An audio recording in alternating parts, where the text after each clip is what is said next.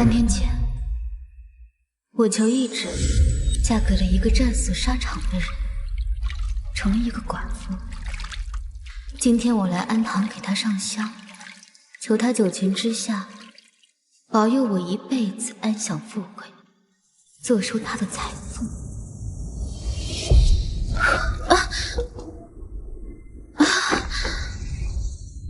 子娟，是你吗？看来我的死鬼相公没显灵，财富没来，这豺狼倒是来了。公子，这是做什么？夜黑风高，美人在前，自是劫色。我可是侯府内眷，公子这么做，不怕有什么后果？牡丹花下死，做鬼也风流。我以前一直以为美人如玉只在书中，现在方知就在眼前。夫人不想受伤，还是不要乱动好。我不动吗？我还想着一会儿行事的时候，我在上面动给公子看呢。夫人倒是敢说。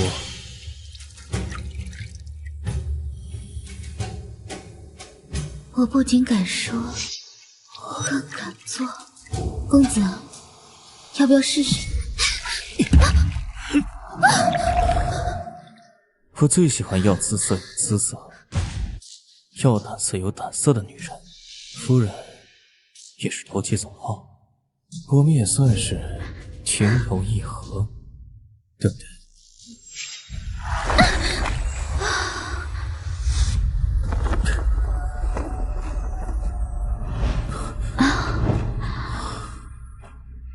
夫人在上。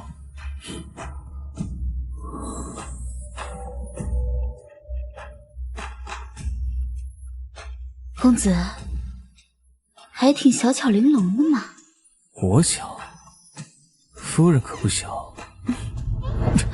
好在夫人与我截然相反。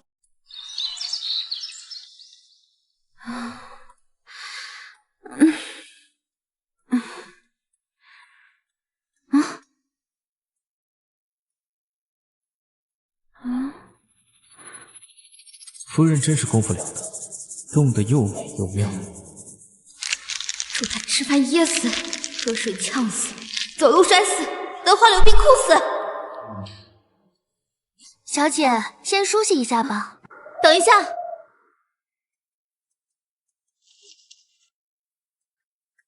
进来吧。都怪木三公子，他马上和小姐成亲了，却跟表姑娘私奔了，害得小姐落得如此境地。秦姑姑，你真的要娶宋晓吗？我心里中意的是你，我怎么可能娶宋晓那个没脑子又不懂情趣的？可是……好了，月儿若是信我，就随我一起离开，让所有人都知道我们在一起的决心。到时候，宋晓但凡要点脸，就该主动退亲。好，我跟景哥哥一起走。走。好了，你看那边。小姐，三公子跟表姑娘私奔了，怎么办啊？他若是变心，那我就改嫁喽。改嫁？你说，我若是嫁给穆修如何？穆修去世时膝下无子，穆景便过继他名下做了继子。我若是嫁给穆修成了寡妇，但不也成了穆景的娘？未婚夫出墙，我直接升辈分做他的娘，多好！走，去找太后赐婚去。太后懿旨：宋家长女宋晓重情重义，贤惠仁厚，特赐已故穆修为妻，择日完婚。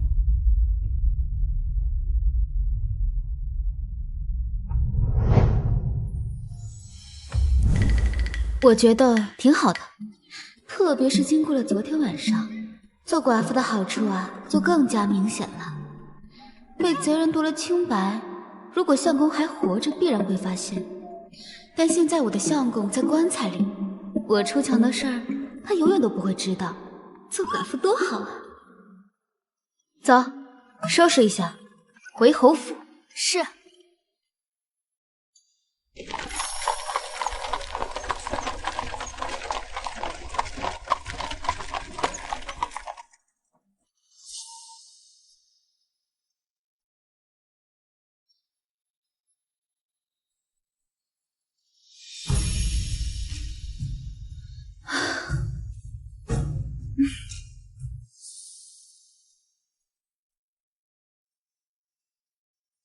少夫人，您回来了。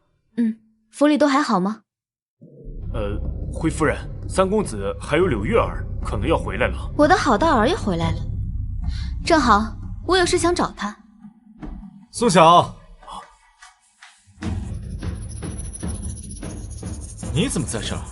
锦，锦什么锦？我的名字不是你该叫的。我不是早就告诉过你了吗？我是绝对不会娶你。你怎么这么厚颜无耻，没脸没皮？锦哥哥，你不要这么说表姐嘛，她会伤心啊。他这么没脸没皮的人，哪里懂得伤心啊？宋晓，你就这么想家，这么想男人？你如果急，就去找别人。我是绝对不会娶你。表姐，你也别怪锦哥哥说话难听。俗话说，强扭的瓜不甜。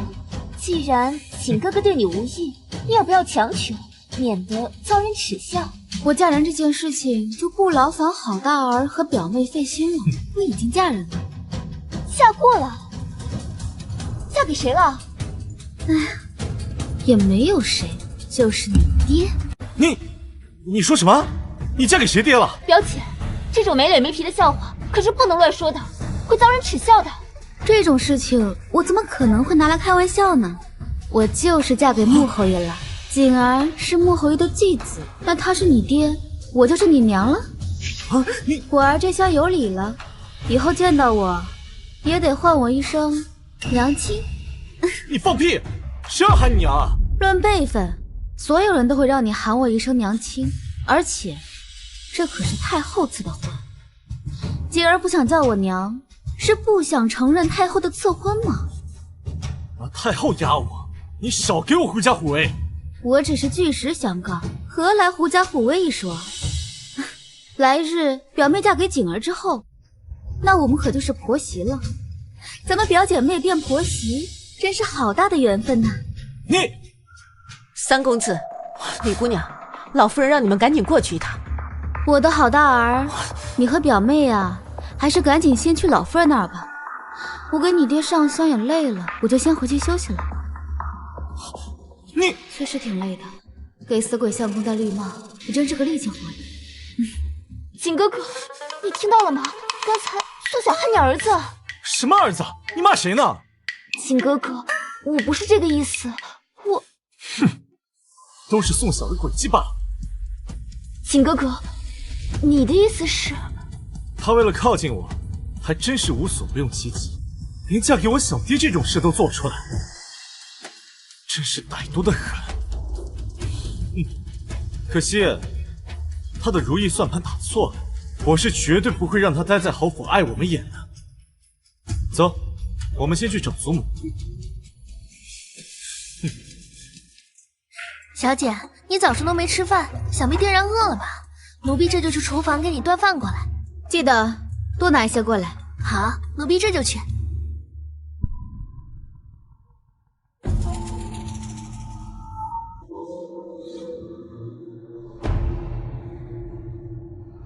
真是狗嘴驴气，活产人渣！小姐，饭菜来了。来了。小姐，你慢点吃，别噎着了。慢不了，我都快饿死了。昨天忙活了一晚上，给死鬼相公忙活了一顶绿帽子，自己也差点累死。我这贤惠也是与众不同。小姐，您先吃着，我去厨房把鸡汤给您端来。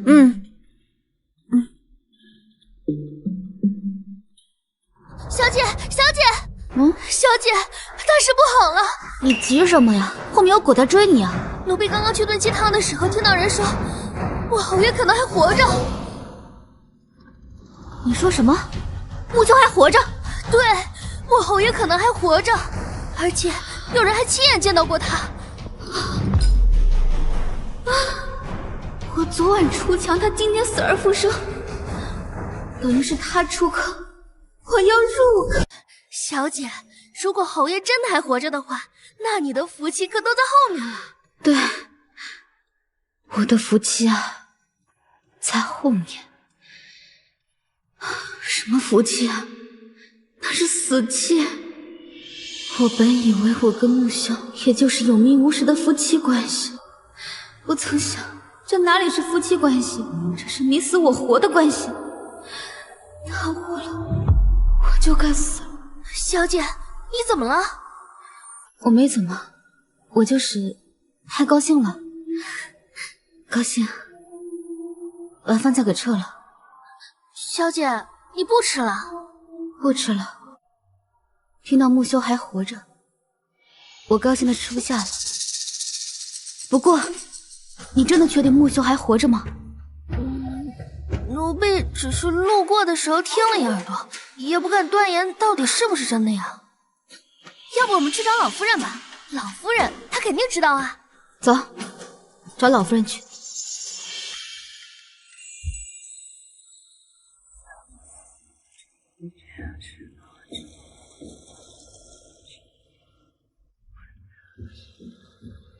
老夫人，少夫人来了。既然来了，就进来吧。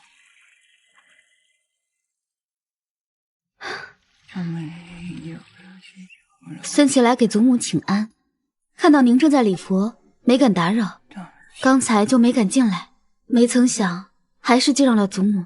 无碍，既然来了，就随我一起祷告吧。是。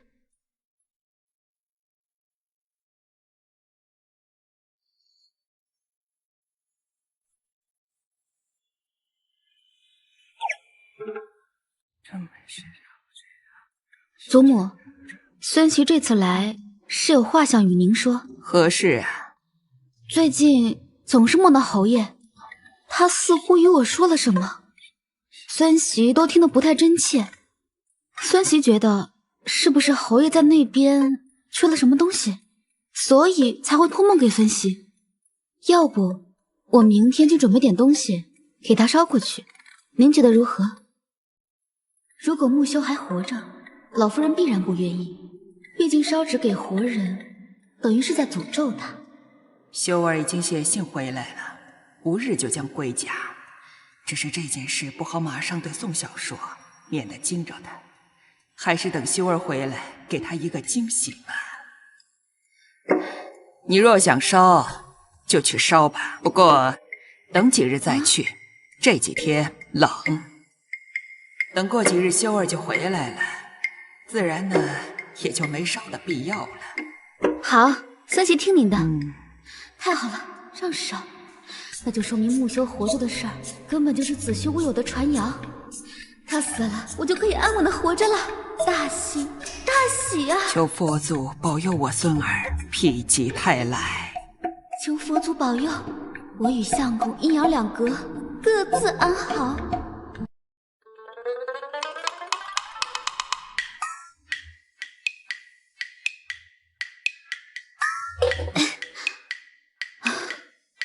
虽然老夫人说过几日再给你烧，但是我还是觉得先给你烧点，免得你在那边不踏实。我给你烧点美人儿，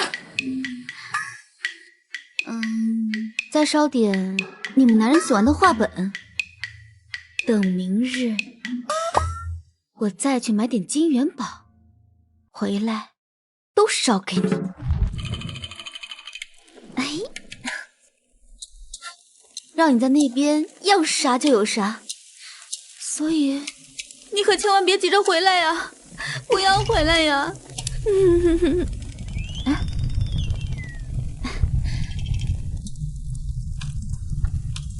你保我人间富贵，我保你阴间财色兼得。我们这样才是最好的夫妻情分。哎呀，没事可千万不要回来啊！这回来也没什么好的呀。媳妇儿是出轨的，后辈是糟心的。这人间真的没什么值得你重新返回人间的呀。夫人，这是做什么？侯爷，你是侯爷？侯爷啊！回夫人，属下不是侯爷，而是府中侍卫。刚才经过夫人院子前面，看见里面有火光，属下担心会出事，就过来看看。原来是这样。是，属下就不打搅夫人歇息了，告退。白高兴一场。奴婢刚才看到那侍卫，还以为是侯爷回来呢。是啊，白高兴一场，虚惊一场，没把我吓死。哎呦，条姐还真是贤惠，这大晚上的还不忘给侯爷送美人。小妹过奖了，我呀不仅是对相公贤惠，更是对我儿景儿更加关心呢。哎呀，所以我打算等到景儿成亲之后，便为她多纳几房妾室，为她延续香火，更是为了帮穆家开枝散叶。素晓，你这是恐吓我？我可不是恐吓你，我是告诉你，我绝对会这么做。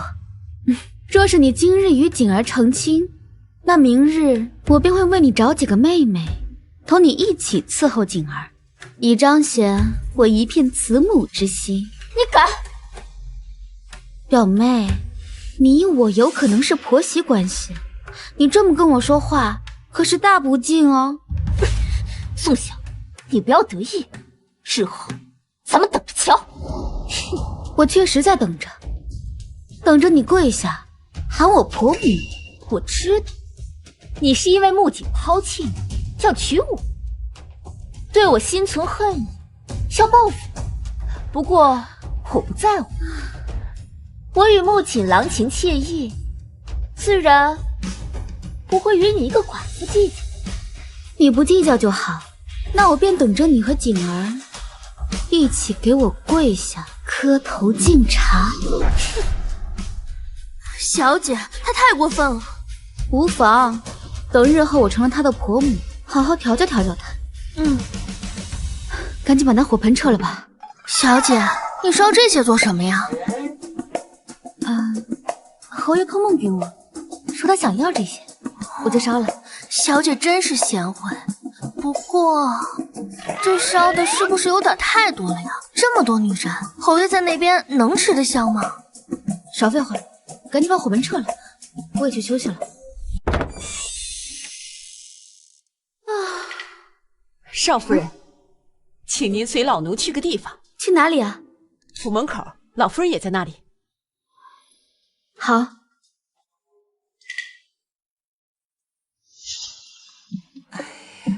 你看看，怎么还没来呀？桂嬷嬷，是有什么大人物要来吗？少夫人，一会儿你就知道了。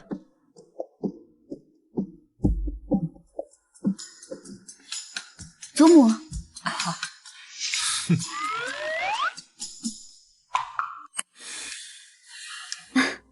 景儿，这今日天冷，怎么没披件大氅啊？万一若是冻着了，为娘可是要担心的。宋晓，你少跟我来这套！你对我爱而不得，就想方设法膈应我，你可真够歹毒的。景儿，这不管过去如何，现在我们是名副其实的母子，你这样实在是有失体统，传出去了让人笑话。你少对我说教。为娘没有对你说教，你别在这儿给我为娘为娘的！我告诉你，想让我叫你母亲，做梦！哎呀，你们都闭嘴！老夫人，您看，来了来了！谁来了？这么大阵仗！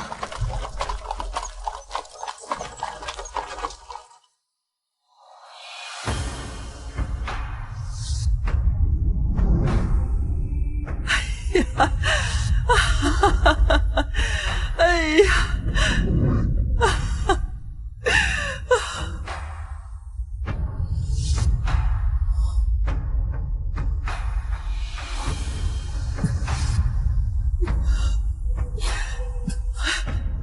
不孝孙木秀，给祖母请罪。起来，快起来，快起来！侯爷，这是夫人。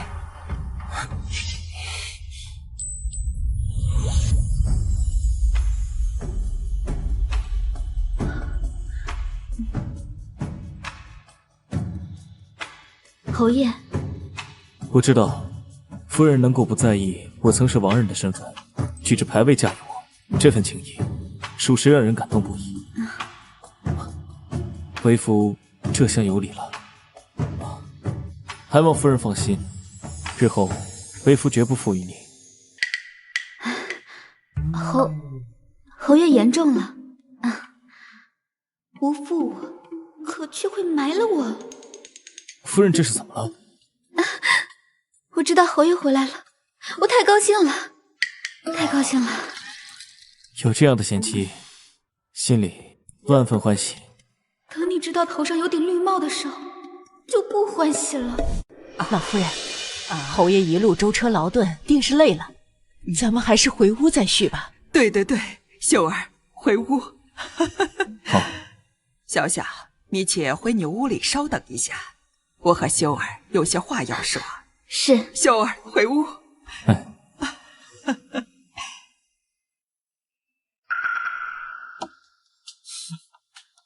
你不要以为父亲回来，你就有好日子过。我告诉你，父亲回来，只能说明你的好日子到头了。这次让他说对了，我的好日子真的要到头了。太好了，侯爷回来了。这回呀，我们让那些嘲讽小姐、讽刺小姐的人看看，我们小姐才不是什么寡妇命呢。不是寡妇命，但短命。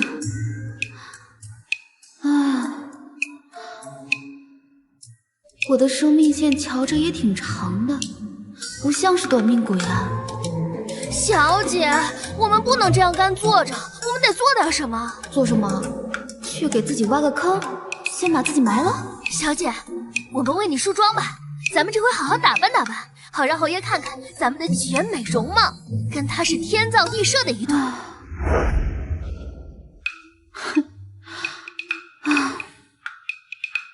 小姐，你看这两件，你喜欢哪一件？哪个都不想穿。这个时候，哪件瞧着都像是寿衣。小的给侯爷请安。阎王来了。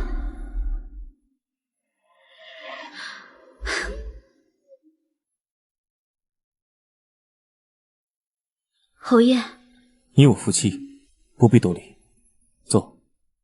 小姐，侯爷，你们先聊，我去厨房为你们盛饭菜。这个丫头倒是机灵。谢侯爷夸奖。侯爷这般看着我，我脸上可是有什么不对吗？祖母说，夫人是贤良淑德之人，但我却不敢苟同。什么意思啊？这么快就发现我是奸懒偿还、贪财又善于给他戴绿帽的人了？在我看来，夫人不仅贤良淑德，还才貌双全。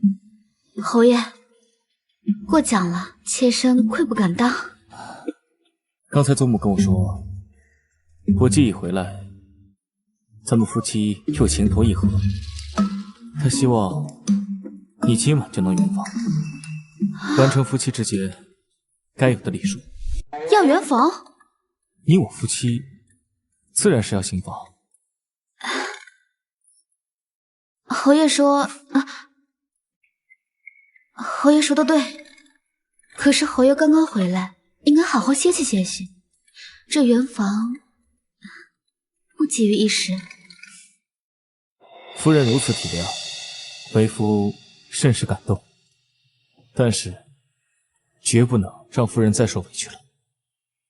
之前成亲我就不在，让夫人受了许多委屈，以后再不能冷落了夫人。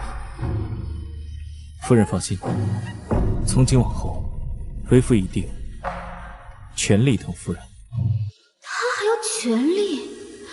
老田这是要玩我呀！父亲，父亲，父亲，您真的还活着？多年不见，锦儿长大了。是，孩儿长大了，马上就要成亲，娶的还是自己最心仪的女子。好，那为父要恭喜锦儿了。多谢父亲。不过有件事，孩儿思量许久，还是觉得不应该瞒着父亲，告知才行。何事？就是关于父亲身边这个女人。锦儿，不得无礼。这位是你母亲。什么母亲啊？父亲可不要被她给骗了。她之所以嫁给你，并非是心仪于你，而是别有居心，是出于报复。不可胡说！我没有胡说，我说的句句属实。更重要的是，宋晓她早就不是清白之身，根本配不上父亲。我已得了清白之身的事，难道木槿已经知道了？他是怎么知道的？现在该怎么办？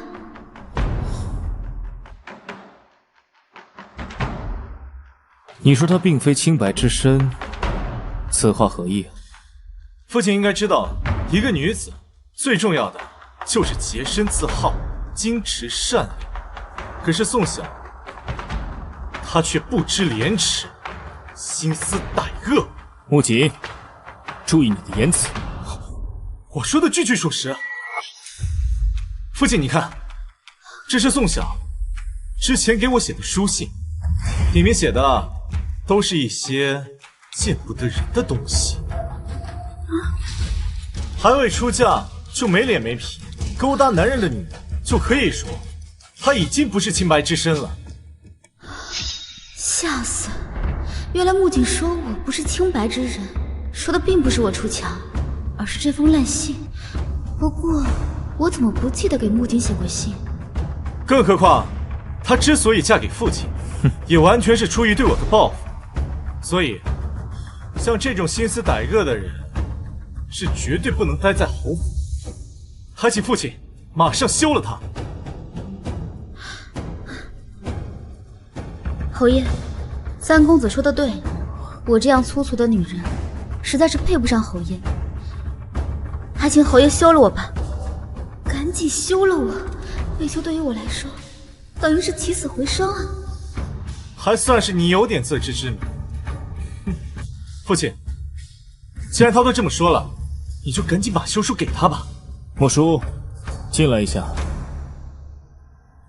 侯爷，将木槿带下去，重则10大板，理由对母不敬、不孝。是。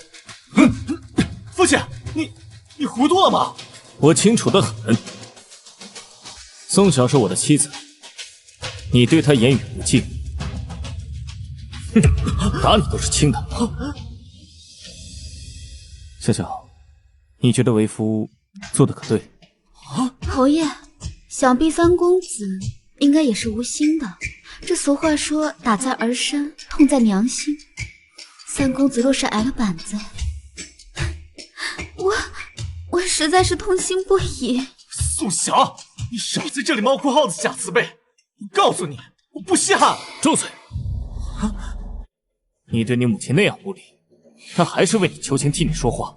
她是如此的宅厚善良，你身为人子，却这样诋毁母亲，简直是丧良心。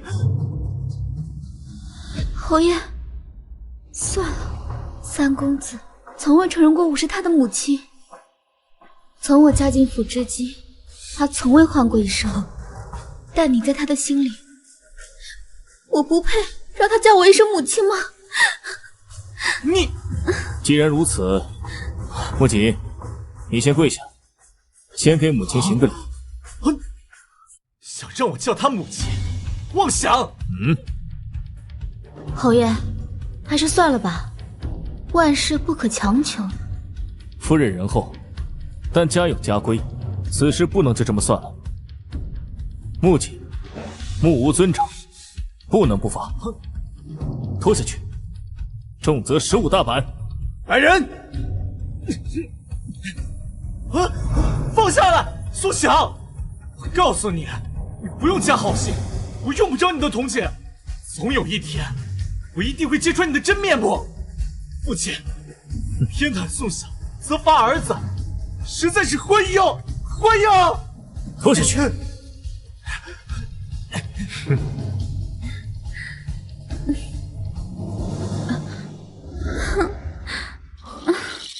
你放心，有为夫在，绝不会让你受委屈。谢侯爷，我并不觉得委屈，我只担心您与锦儿之间生出嫌隙来。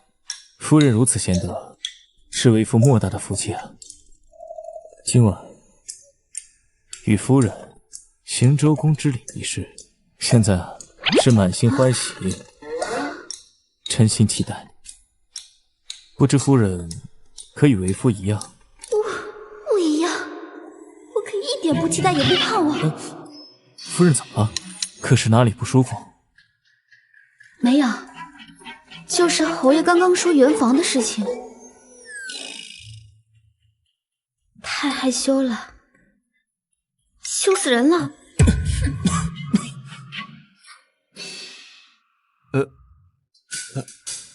侯爷，您还好吧？虽然不怎么疼，但为夫却感受到了他想谋杀亲夫的那种气势。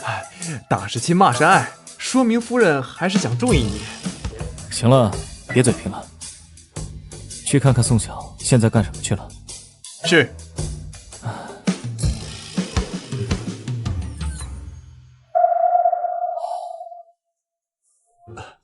侯爷，夫人出去后被老夫人带走了，现在正派人和夫人讲闺中之事，怕她有什么不懂的，坏了侯爷您的兴致。如此，我对今晚的洞房花烛是愈发期待了。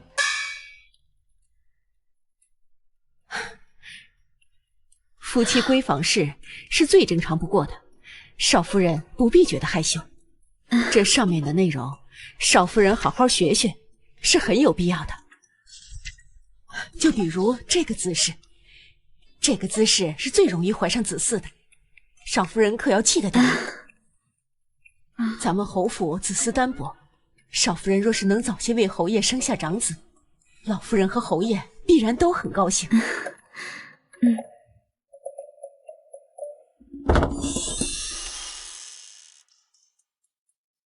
夫人，您回来了。回来了。学了一肚子火，满脑子的黄回来了。夫人，侯爷在里面等您呢，您赶紧进去吧。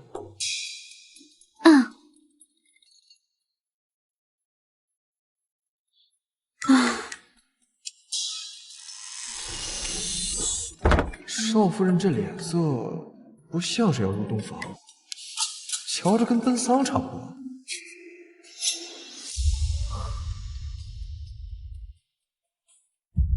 夫人，为夫已经准备好了，不知道夫人准备的如何？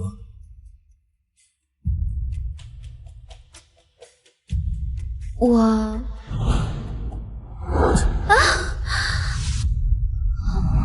其实啊，夫人什么都不用准备，一切交给为夫就好。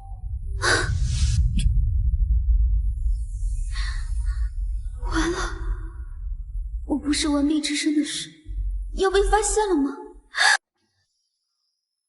该给少夫人说的都说了，老奴相信，凭着少夫人的聪明伶俐，她肯定懂得此事的重要性。是啊，早日生下儿子，对侯府对他都是好事。老夫人，宋家来人了，他们知道侯爷回来的特别高兴，迫不及待的想见侯爷，这会儿已经朝侯爷的院子去了。少夫人和侯爷的洞房花烛夜，他们这个时候去，可能有点添乱的。走，过去看看。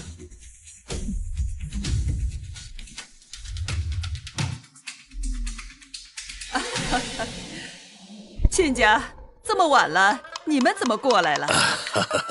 亲家祖母，这么晚过来实在是有些冒昧，只是听说侯爷回来了，我们实在是按耐不住心中的欢喜，只想着快点过来看看，所以就顾不得礼数了。失礼之处，还望老夫人莫怪罪才是。亲家，你言重了。你们能过来，我这心里挺高兴的了。只是今晚上是修儿和小小的新婚夜，所以实在是不便出来跟你们见礼。亲家，不如先去我的院里坐坐，等明日我让木修带着小小去宋家给您们请安。好，好，请。哎呀！哦。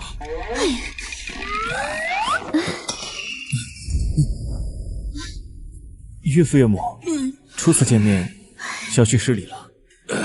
亲家，二姑娘，下人已经准备好了茶点，咱们先去我院里稍坐一下，可好？好，请。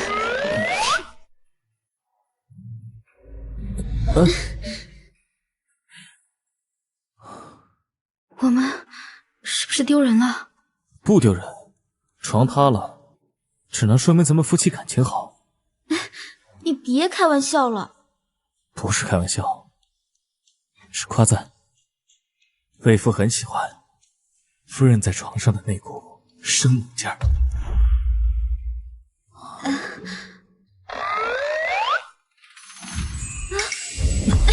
猛虎出闸！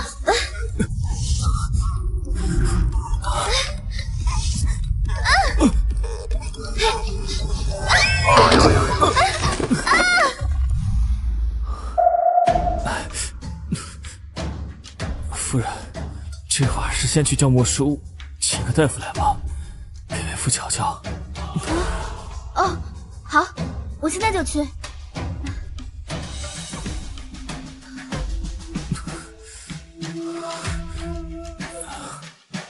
请少夫人先照顾侯爷，属下这就去请大夫。小姐，你跟侯爷没事吧？还好啊。洞房失败，木修受伤了，我不是清白之身的秘密暂时保住了，就是这床未免太不结实，竟然经不起我蹦跶。少夫人，桂嬷嬷，刚才是怎么回事？我就是想按照嬷嬷教我的方法，在新婚之夜多努力一把，没成想不小心努力过头了。嬷嬷，我父母还在府里吗？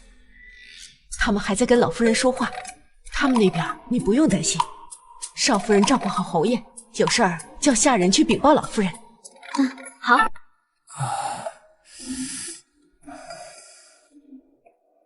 侯爷，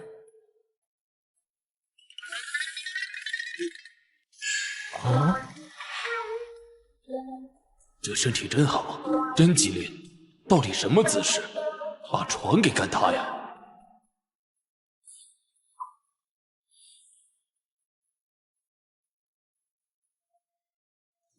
侯爷，您得先解开腰带才行。那劳烦夫人先背个身，不想吓着夫人。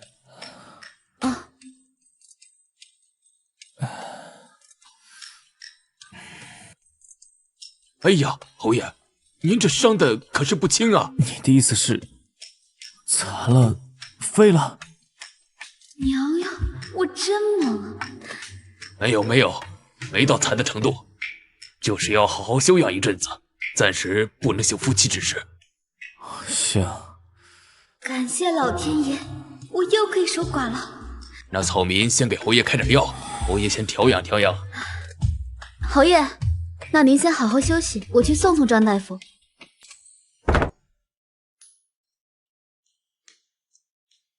张大夫，不知侯爷这个伤大概多久能好啊？短则3个月，长则半年。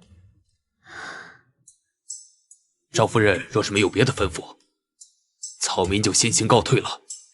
好。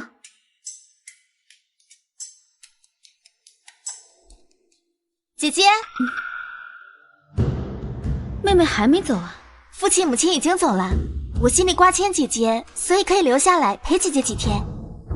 哦，那妹妹还真是有心啊。外人也许不知道，但是我可是相当清楚，宋家的心上人正是木修，留下陪我是假，别有居心才是真的。姐姐，你这刚嫁过来就害得侯爷受了伤，是不是你与侯爷八字相克呀？我与侯爷的八字，那可是太后专门找人看过的，是天作之合。可是妹妹却说我与侯爷八字相克，难道是对太后相看的结果有所质疑啊？这贱人竟然敢拿太后压我！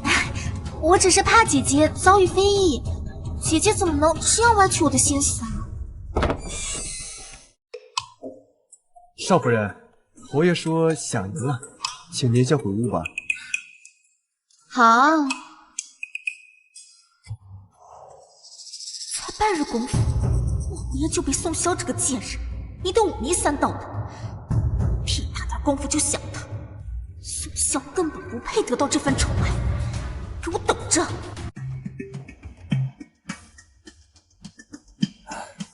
多吃点。侯爷，多吃点儿，补补身体。姐姐怎么只顾着自己吃啊？怎么不给侯爷夹菜呢？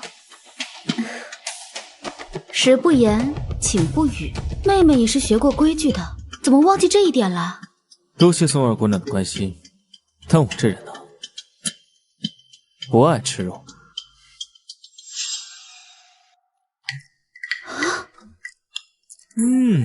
我虽不喜欢吃肉，但是夫人家的肉特别的好吃。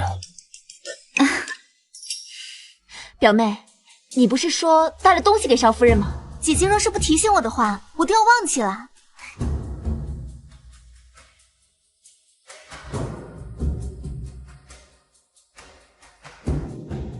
这里面都是姐姐写给三公子的信，在家里面放着，我就都给拿过来了。毕竟是姐姐的东西嘛。是给景哥哥的信吗？哎，夫人的字还真好看呀。祖母你看，是不是不错？小小确实写了一手好字啊。不是，木修他是不是有病啊？宋萧给木槿写信是不检点，他怎么还夸起来了？这是死而复生留下的后遗症吗？能娶到夫人这样才貌双全的女子，我真是好福气啊！表妹写给简哥哥的信，我可以看看吗？当然可以，事无不可对人言，表妹想看自然是可以的。只不过我倒是不记得什么时候给三公子写过信。姐姐说这话是什么意思啊？这信都在这儿，我还能冤枉你不成？妹妹多虑了，我只是疑惑而已。你还是先看信吧。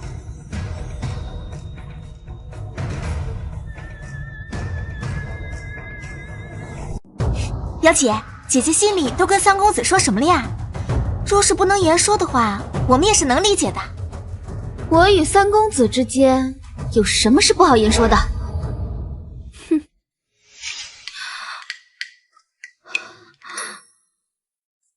怎么了？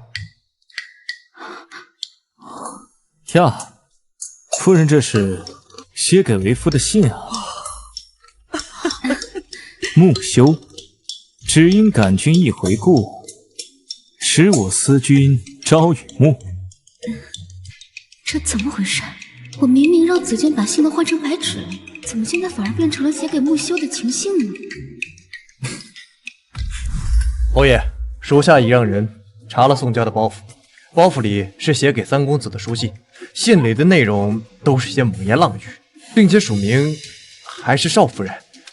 手下猜宋娇是想用这些书信挑拨侯爷与少夫人的关系，是吗？是。不过夫人已经派紫娟把这些书信换成了一些白纸。她倒很机灵。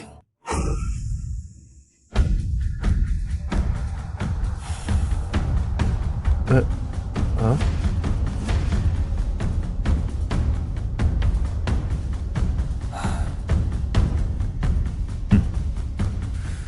将白纸拿走，换成这个。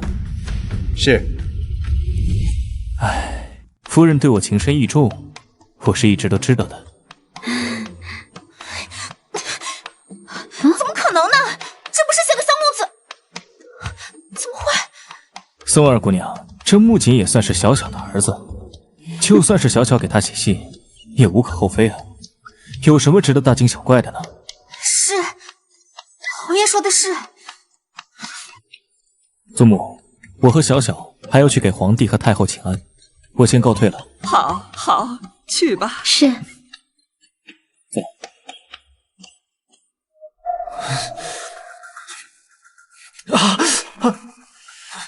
宋娇这个蠢货，也许成事不足败事有余，让他勾引宋晓和穆修，结果他拿了一封宋晓写给穆侯的信，最后挑拨不成，还让穆侯对宋晓愈发满意。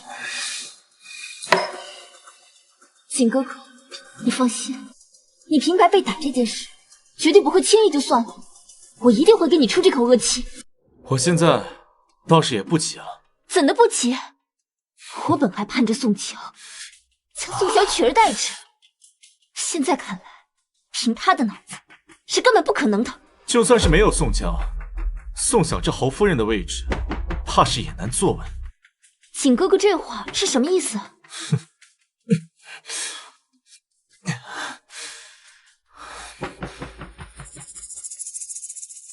你不知道，太后一直希望父亲娶她娘家侄女沈如为妻，后来父亲身亡，太后方才息了心思。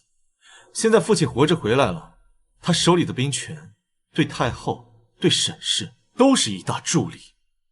你等着看吧，我们什么都不用做，太后就会动手把宋晓赶出侯府。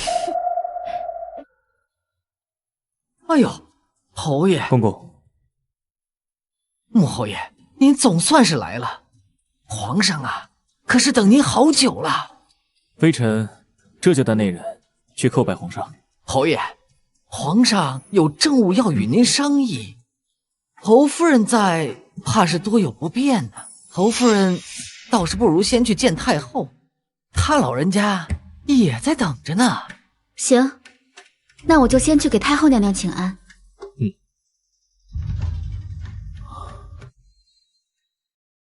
臣妇给太后娘娘请安，太后万福。起来吧。谢太后娘娘。穆侯平安归来，你心里一定十分欢喜吧？臣妇确实心存感激。其实现在想想，当初给你和穆修赐婚，终究是有些草率。本来穆侯与沈家大小姐沈如是情投意合的一对璧人，只可惜造化弄人呐。当时知道穆修阵亡的消息后，沈如是伤心欲绝，连终生不嫁这样的话都说出来了。而她也真是十分的执拗与痴情，以至于现在都17了，还未曾婚配。太后这是什么意思？是在示意我主动让位吗？小女当时知侯爷已不在，便并未想太多。这如今侯爷也已经回来了，与沈姑娘又是情投意合，这小女卡在中间实在是不妥，所以恳请太后准许小女与穆侯爷和离。你确定？是，我确定。这穆侯爷与沈姑娘都是重情重义之人，论情分，他俩才应该是天造地合的一对。既然你确定，那么哀家就同。皇上驾到！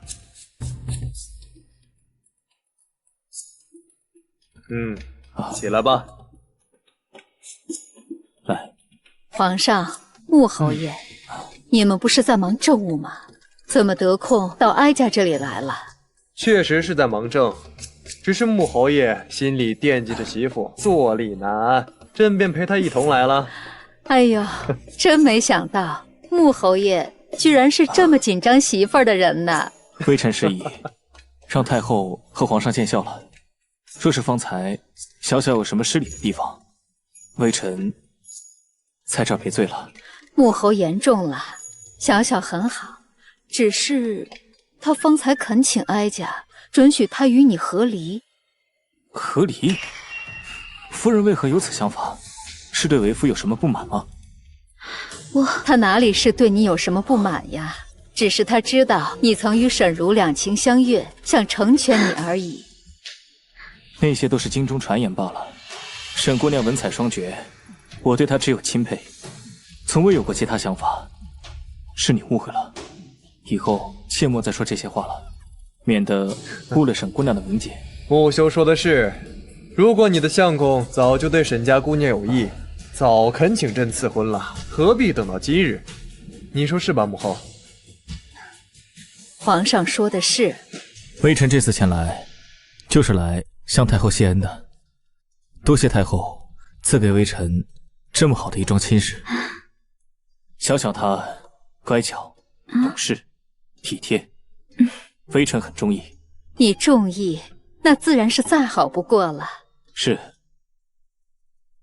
小小她秀外慧中，重情重义，知书达理，冰清玉洁。要命，汗都给夸出来了，还冰清玉洁？冰清玉洁个屁！没想到夫人还有成人之美的想法。侯爷恕罪，当时是我一时糊涂了，想着侯爷若是和沈姑娘真心相爱的话，那自然是要成全的，可不能委屈了侯爷。唉，夫人为了不让我受委屈，竟然什么都愿意做。夫人如此情深意重，我心里甚是感动。你放心，这辈子我身边除了你，不会再有其他人。侯爷，不过往后这和离的话，可是不能再说了。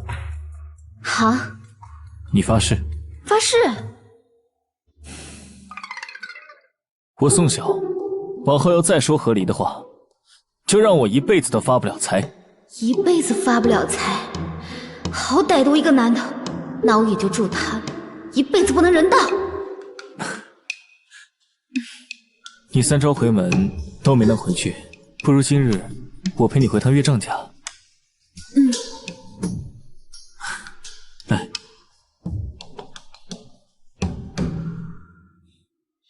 老爷，你是长辈，不亲自迎也没关系。糊涂！论官职，穆修他可是我上峰，在他面前拿什么架子？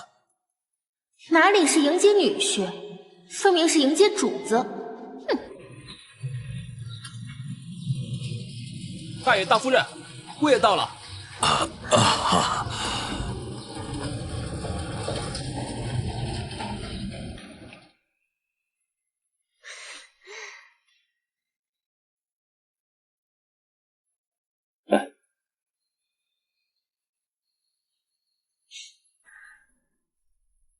岳父、岳母，贤婿这么忙，怎么还亲自过来呀？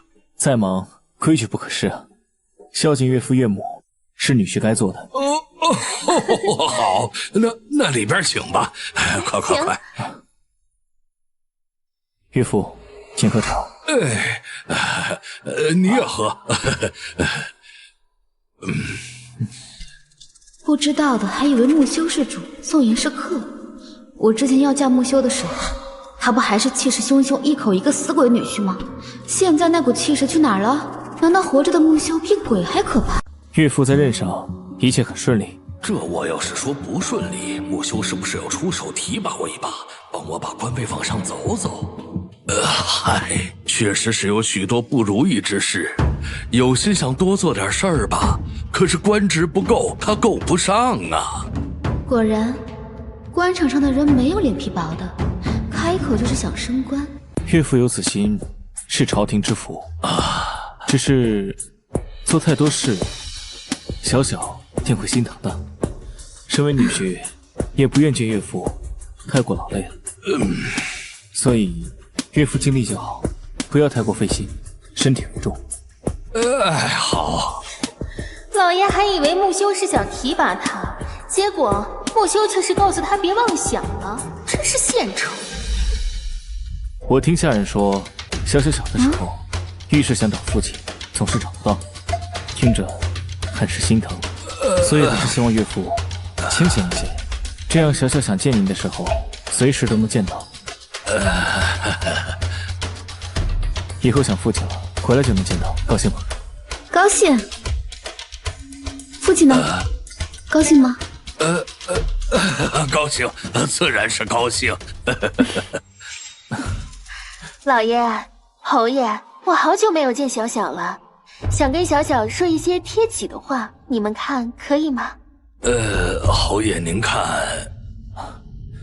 夫人做主，听夫人的。木修这嘴脸是惧内。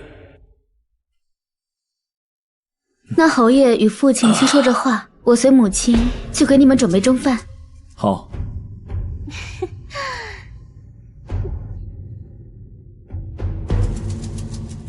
你现在也是出息了，得了木修的疼宠，日后可是享福了。这还是要多亏了母亲，当初给我看过，说我天生守寡的命，不然啊，我也不会嫁给木修。不过呢，现在看来，母亲看的一点不准嘛。早知道木修还能活着回来，打死我也不会同意宋晓这个妓女嫁过去。我很庆幸我看的不准。所以，看你现在富贵无忧，我心里也是由衷的替你高兴，是吗？当然，我们可是一家人，我自然心里盼着你处处都好。你日后呢，要多帮衬帮衬你妹妹。娇儿现在在侯府住着，你作为姐姐，也带她到处走动走动。不知道母亲想让我带妹妹去哪里走动？王爷、皇子、世子，不是跟侯府常有往来吗？你就带着娇儿去他们府邸多走走啊！小小，这一笔写不出2个宋字，你们姐妹就该相互帮衬着。娇儿若是嫁好了，对你也是好事啊！母亲说的是，你放心吧，我一定多多帮妹妹。你先忙，我去我房间看看。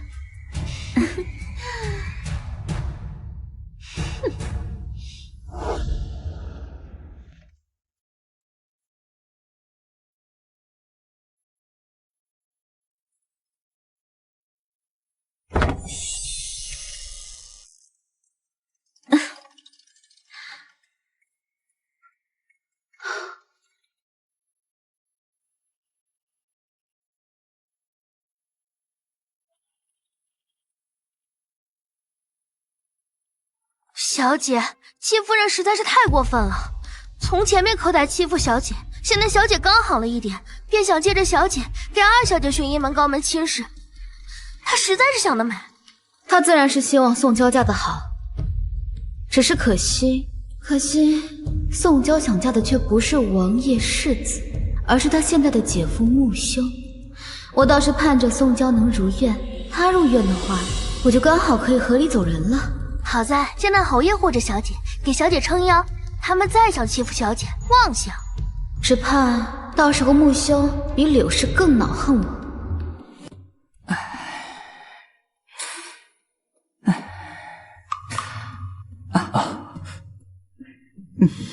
回来了。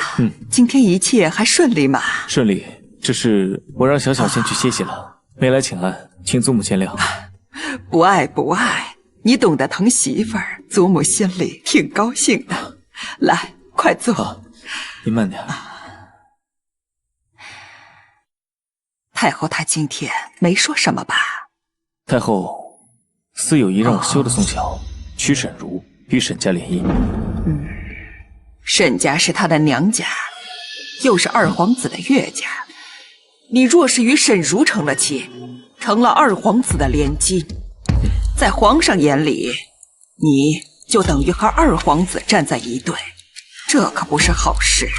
您说的是，皇上现在对到处拉拢群臣、野心勃勃的二皇子很是忌惮，其中利弊你比我更加清楚。就算是不跟沈家联姻，你也要对宋晓好一些。只要夫妻和睦，太后她就没有理由让你和离。祖母放心，就算没有这些，我也不会同宋晓和离。真的中意他？对，毕竟在这满京城里，在洞房花烛夜能把床榻压塌的，他可是独一个呀。虽然很珍惜，你喜欢就好。时辰不早了，那我先回去歇歇了。好，您早些歇歇。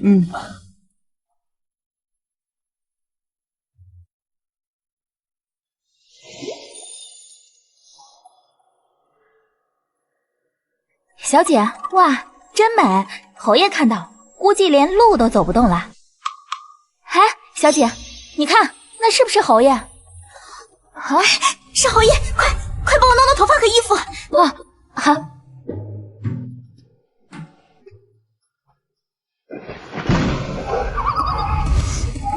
侯爷！侯爷有鬼！侯爷，你先走，属下听候。侯爷，女鬼哪里去？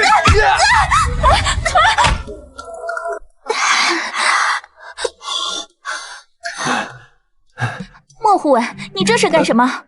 竟是宋二姑娘，请恕属下眼盲，刚才还以为是哪儿飘来的女鬼呢。都有冒犯，还请宋二姑娘海涵。莫护卫，严重了。多谢宋二姑娘不怪。不过宋二姑娘，这么晚了不在屋内休息，穿成这样，在这里做什么？我晚上睡不着，四处走走，散散步。是吗？那宋二姑娘你继续散步，属下就先行告退了。哎呦，小姐，你没事吧？没事没事。哪来的女鬼，吃我一脚！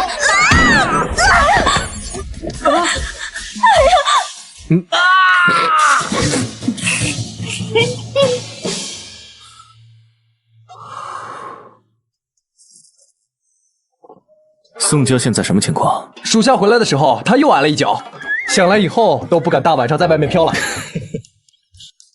侯爷，您沐浴吧，属下给您备水。好。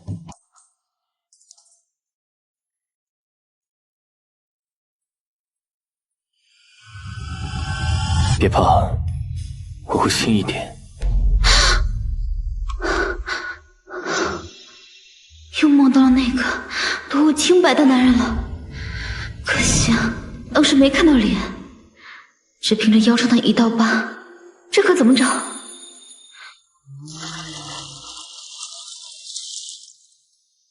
侯爷，水好了，可以沐浴了。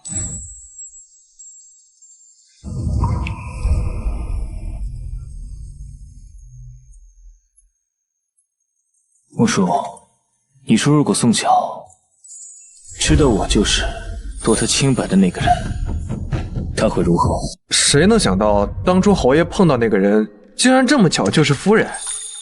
不过夫人理当庆祝又高兴，不然换做另外一个男人，莫说侯夫人的位置，就连性命能不能保住都是两说。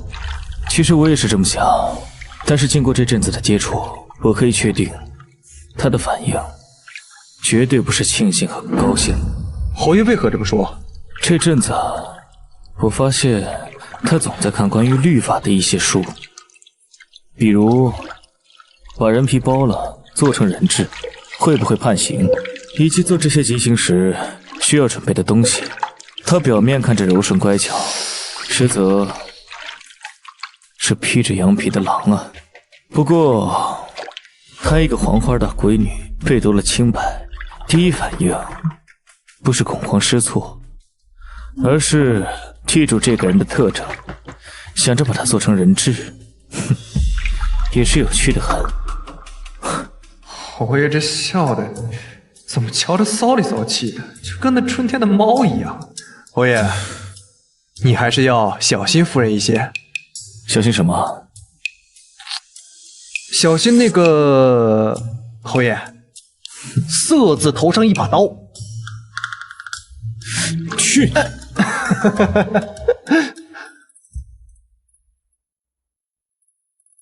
小姐，奴婢刚刚去打水的时候，听到有人说二小姐身体不舒服，病了？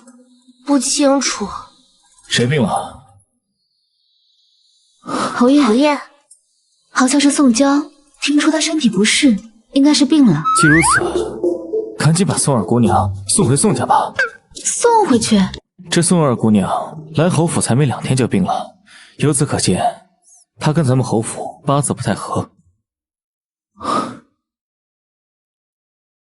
为避免咱家的气运冲撞了她，惹得她病情加重，还是赶紧把她送回去的好。夫人意下如何？我以为侯爷说得好，侯爷说得对，侯爷说得真棒。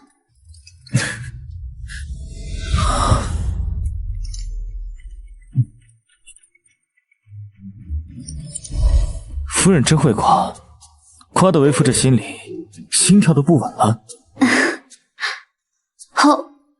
侯爷过奖了。小姐，一定是宋晓对侯爷吹了耳边风，才让侯爷这么迫不及待的让你走。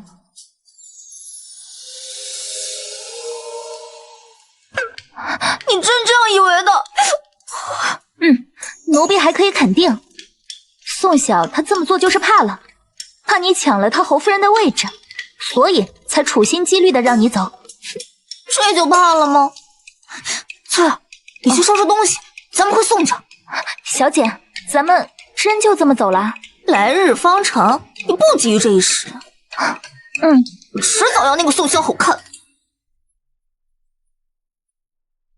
小姐，侯爷去上朝了，二姑娘跟翠儿刚刚也离开了。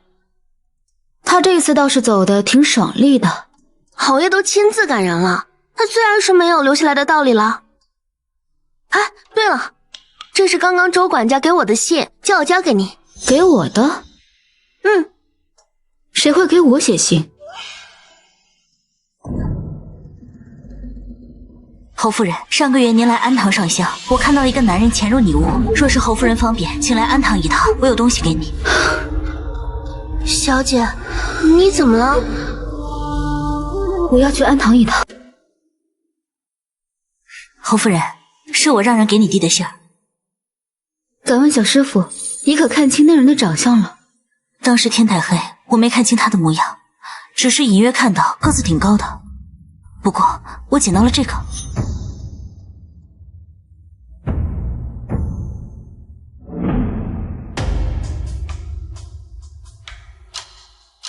多谢小师傅。阿弥陀佛，也请侯夫人放心，这事儿我会守口如瓶，不会乱说的。多谢小师傅。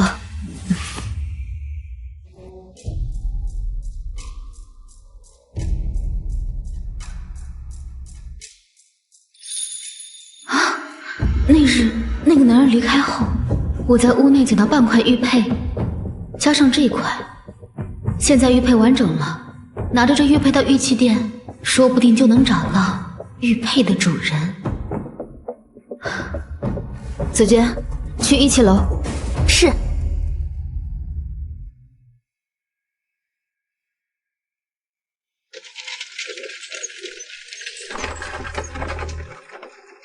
掌柜的，您见多识广，还请您看看这玉佩，你可曾见过？哎，知道，这块玉佩的图案是我雕的，当初足足雕了1个多月，还是我雕的最久的一块。纵然已经过去好几年了，我还是记忆深刻呀。太可惜了，这么贵重又精致的东西，怎么就摔碎了呢？那你还记得是谁把它买走了吗？自然记得。谁啊？这块玉佩的主人不是别人，正是宋家公子宋义的，也就是夫人你的同胞大哥。这怎么可能？这样的玉佩掌柜的确实只雕过一个，不过我好像见别家玉器店也做过一样的。侯爷，少夫人刚派人过来传信儿，说宋二姑娘身体不适，她心里挂牵。从安堂回来后，她先回宋家一趟，然后再回来。知道了。侯爷，少夫人跟宋二姑娘关系可没那么好，她回去是不是有什么猫腻啊？吩咐侍卫暗中盯着宋晓的一举一动，若有异常，即刻来报。是。哎呀，你怎么又回来了？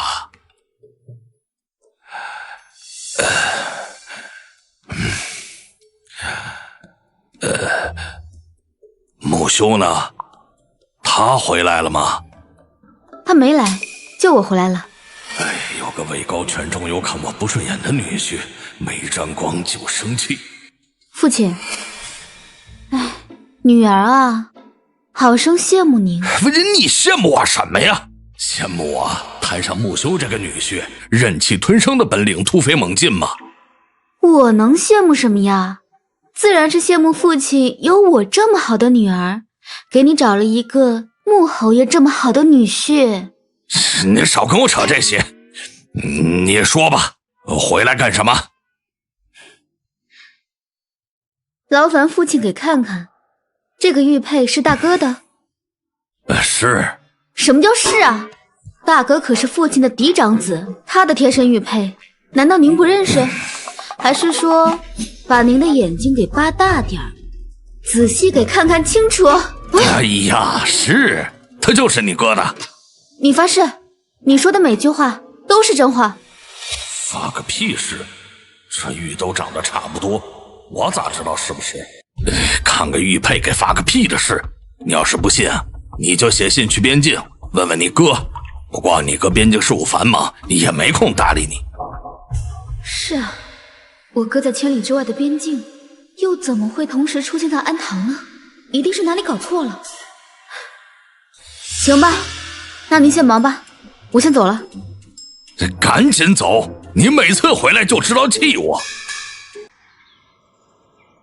姐姐，你已经嫁人了，这样随意回娘家，怕是不太好吧？妹妹说的对。宋萧，你这是什么意思？不要以为嫁到侯府当夫人就可以任意妄为了。如果是，那你也太狂妄可笑了吧？怎么，我说错了？妹妹自然是说错了，所以大小姐，你未免也太蛮横了，竟然无缘无故的对二小姐动手，简直是欺人太甚。紫娟，掌他的嘴。宋萧，你这是干什么？你脑子是不是被驴给踢了？紫娟啊，你去侯府一趟，就说让侯爷来这里接我。还请穆侯爷，你们是还嫌不够丢人吗？父亲，我只是好心提醒姐姐，她这样总是回娘家，怕侯府的人不满呢。可谁曾想，姐姐却不知好歹，还下手打我呢。你还有什么好说的？好说的？那这可太多了。是说5岁那年宋娇把我推下水的事情呢？还是我6岁那年，我那好继母因为伤心过度，把我忘在我娘坟前的事啊？还是说……好了，闭嘴吧你！不你让我说的吗？我是让你说这些了吗？行，不说这些，那说点别的。让我的好继母和妹妹给我赔个不是吧？让我给你赔不是？做梦！我做梦？啊，那试试看吧。听说妹妹最近正在与京城富家议亲，对吧？你说如果我把这些年宋娇以娶我为乐，和这些年对我做过的事情都告诉富家，结果会如何？宋娇，你在这胡说八道些什么呢？我什么时候欺负你了？没有吗？那既然妹妹说没有的话，那我可得让侯爷和富家一起查一下，得仔细的查一下，免得让妹妹觉得我污蔑了她，冤枉了她。宋晓，你到底想干什么？你非要搞得家宅不宁，你才高兴吗？这些年我那继母与宋娇亲于我的时候，父亲倒没有觉得是他们搅得家宅不安呢，到现在却要求我家和万事兴了。所以呢，你现在想要报仇了是吗？如果是呢？你敢？我有什么不敢的？以我现在的身份和侯爷对我的宠爱，如果我让侯爷好好查一下他们欺辱我的证据，你说这结果会如何？父亲，你教妻不严，教女无方，要是传出去了，对你的仕途会有什么影响？宋晓，你好大的胆子，竟然敢威胁父亲！你闭嘴！给姐姐道歉。父亲，我说的话你没听到吗？我不要给他赔不是，妄想！哎呀呀，您看看您教出来的好女儿，被你教得如此乖巧懂事，如此听话了。宋晓，你够了！我不够。既然妹妹不愿意赔不是的话，那就由父亲来吧。我来？你什么意思？你是想让我给你道歉吗？我怎么敢让父亲给我赔不是？只是不知道父亲会不会害怕我回去在路上告状。你在威胁我？女儿自然是不敢威胁父亲的，不过为了父亲的仕途顺利，为了我的心情畅快，俗话说嘛，破财消灾，父亲应该是听过的吧。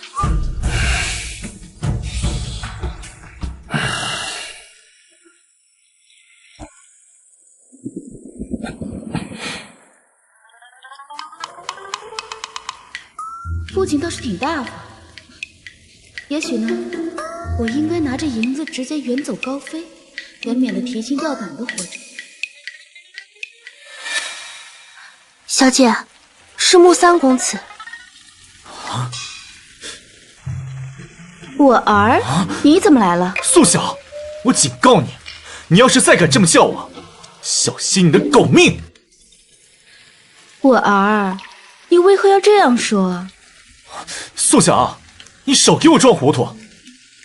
你不要以为我那便宜父亲回来，你有了靠山，就可以肆无忌惮的恶心我、作践我。我告诉你，无论什么时候，我都是穆家的子孙。就算是我把你弄死，穆家也会维护我到底。穆家的名声可比你的性命重要多了。多谢我儿提醒，为娘呢记下来。也许我可以借着穆景与穆修和离。母亲让我接你回侯府，快走！哼，让我来接宋晓，对外彰显母慈子孝，真是多余。哼，我跟宋晓这辈子也不可能母慈子孝。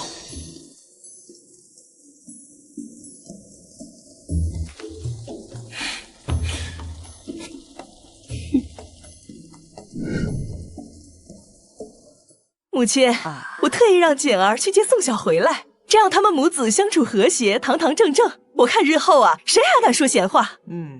你有心了，这都是儿媳应该做的，当不得母亲如此夸奖。坐吧。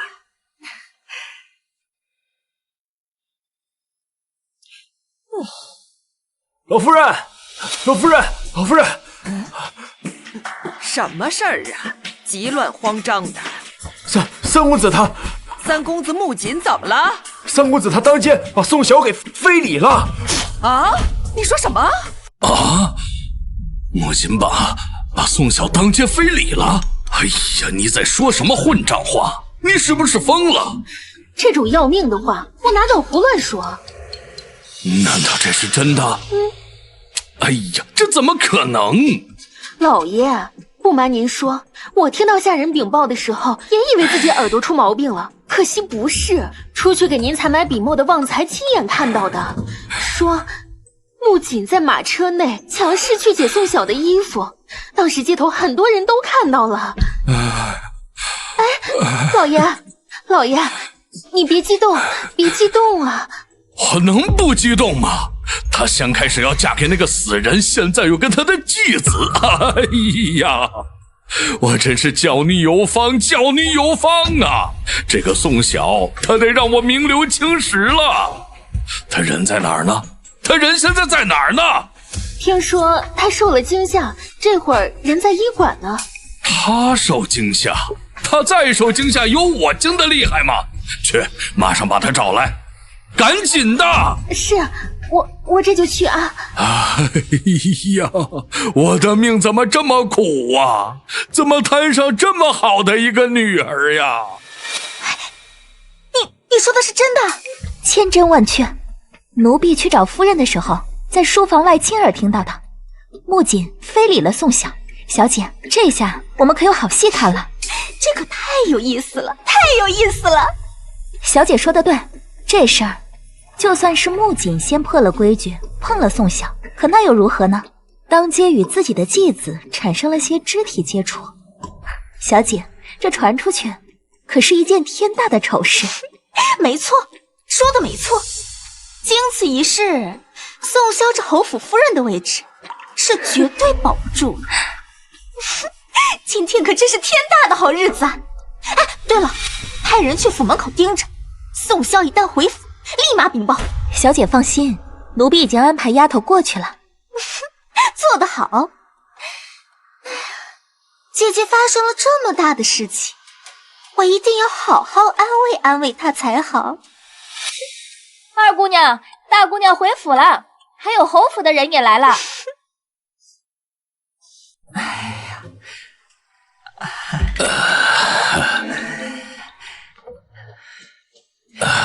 老夫人，宋大人，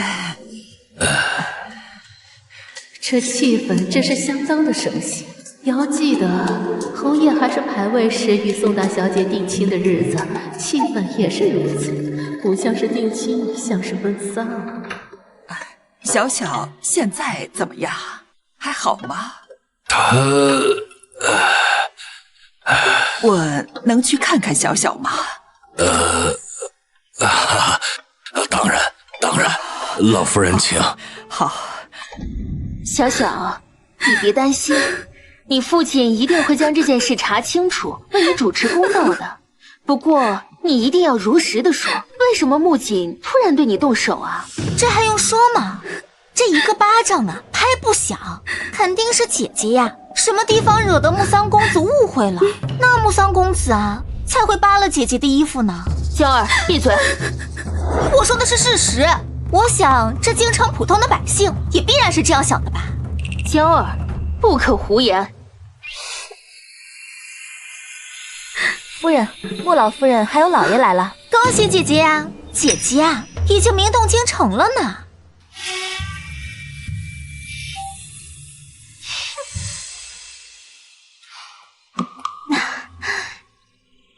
侯老夫人，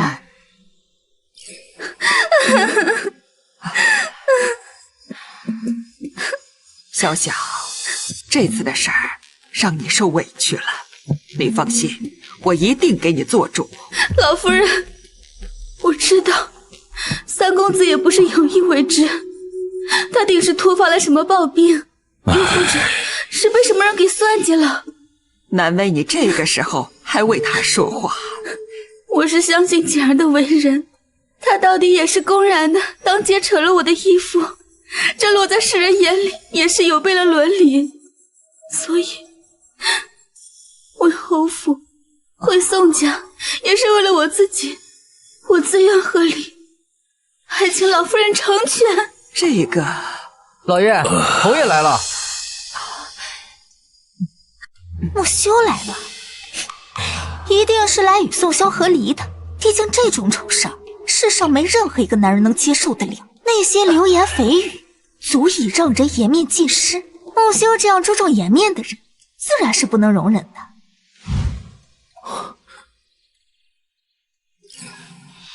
侯爷，侯爷，我给你抹黑了，是我对不住你，请侯爷能与我和离，这样对咱俩都好。怎么是你对不住为父呢？明明是为父对不住你。你为何这样说呢？没能保护好自己的夫人，是为父无能。要赔礼，也应该是我向你赔礼道歉。夫人放心，我与侯府绝对不会让你担下所有，我会处理好所有的事情，绝不会让你受一点委屈。侯爷，你安心养病，今日我去处理好所有的事情，明日来接你回府。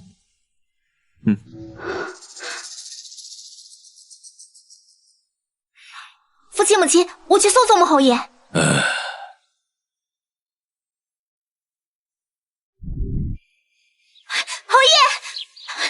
侯爷，请等一下。侯爷，有句话不知道讲不道讲。既然觉得不能讲，那就不要讲。话是这么说，可是为了姐姐，我还是要说一句。侯爷，刚刚姐姐说和离，不是随口说说，是真的想和离。哦，是吗？是真的。侯爷，你或许不知道，姐姐在侯府，每日面对你和穆三公子，心里本就十分别扭，再加上闲言碎语不断，她心里十分痛苦，每天过得都很不开心。侯爷若是真的疼姐姐的话，那就答应她的请求，与她和离吧。宋二姑娘这番话，真的是出于关心小小吗？那是自然。可在我看来，你这分明是在幸灾乐祸，盼着她和离，盼着她孤苦无依。侯爷，你怎么能这么说呢？本侯为何这样说？你心里没点数吗？这些年你是怎么对待小小这个姐姐的？需要我一一查探出来，公诸于世吗？哼，莫叔，将宋二姑娘这番话如实的禀报给宋大人。子不教，父之过。宋二姑娘心思如此歹毒，她作为父亲难辞其咎。另外告诉她，如果连妻女都教不好，本侯对她的为官能力颇为担忧。是。父兄他是不是有病啊？小姐快别生气，在奴婢看来，穆侯爷他大抵是喜好异常，他就喜欢不正经的女人。老夫人，这事绝对有猫腻。穆三公子他就算再混，也绝对做不出这种事儿来。是啊，穆姐是没脑子，但还不至于蠢到这种地步。是啊。不过，不管真相到底是什么，这次我们也只能保宋晓。老夫人，您的意思是？宋晓在穆修还是牌位的时候嫁给他，重情重义。我们如果在宋晓和穆姐惹出非议的时候不保他，那就显得我们侯府过于薄情寡义了。老夫人说的是，侯爷一定也是这个态度，所以在宋家才会果断拒绝少夫人合理的提议呀。唉，就是不知道穆修打算怎么处置穆姐。侯爷，奴把三公子给您带来了。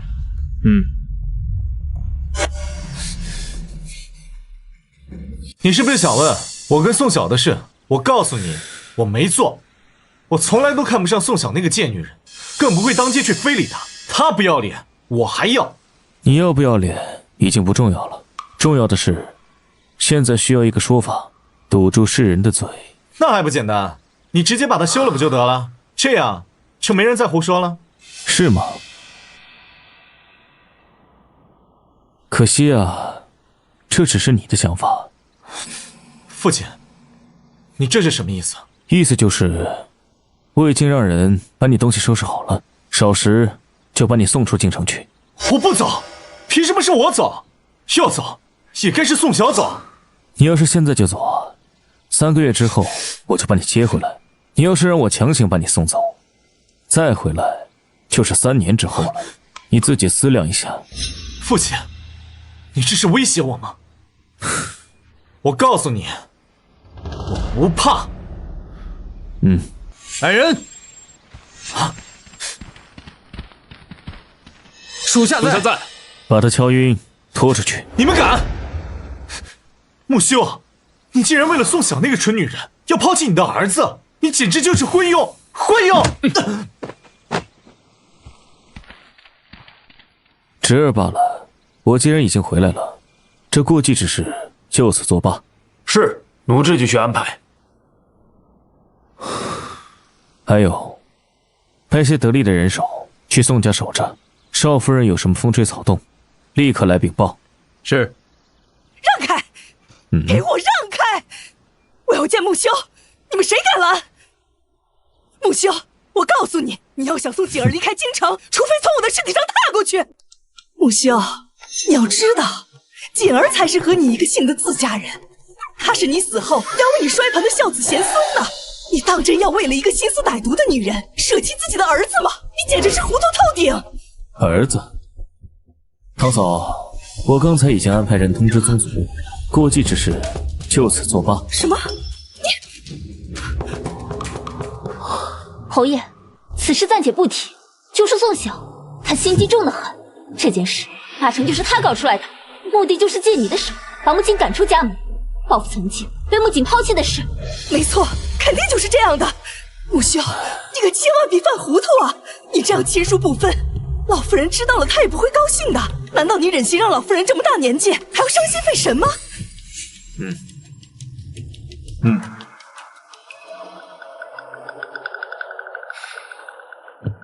堂嫂，还是先看看这个吧。这是什么？这是这些年你往娘家送的银钱的统计，还有你娘家兄弟贪污受贿、杀人越货的一些罪证。你说，我要是把这些都呈上去，这全家是该被罢官呢，还是该被发配呢？穆修，你威胁我！堂嫂做个选择吧，是保全穆景，还是全家？侯爷，你真的要为了宋晓一个女人为难自家人吗？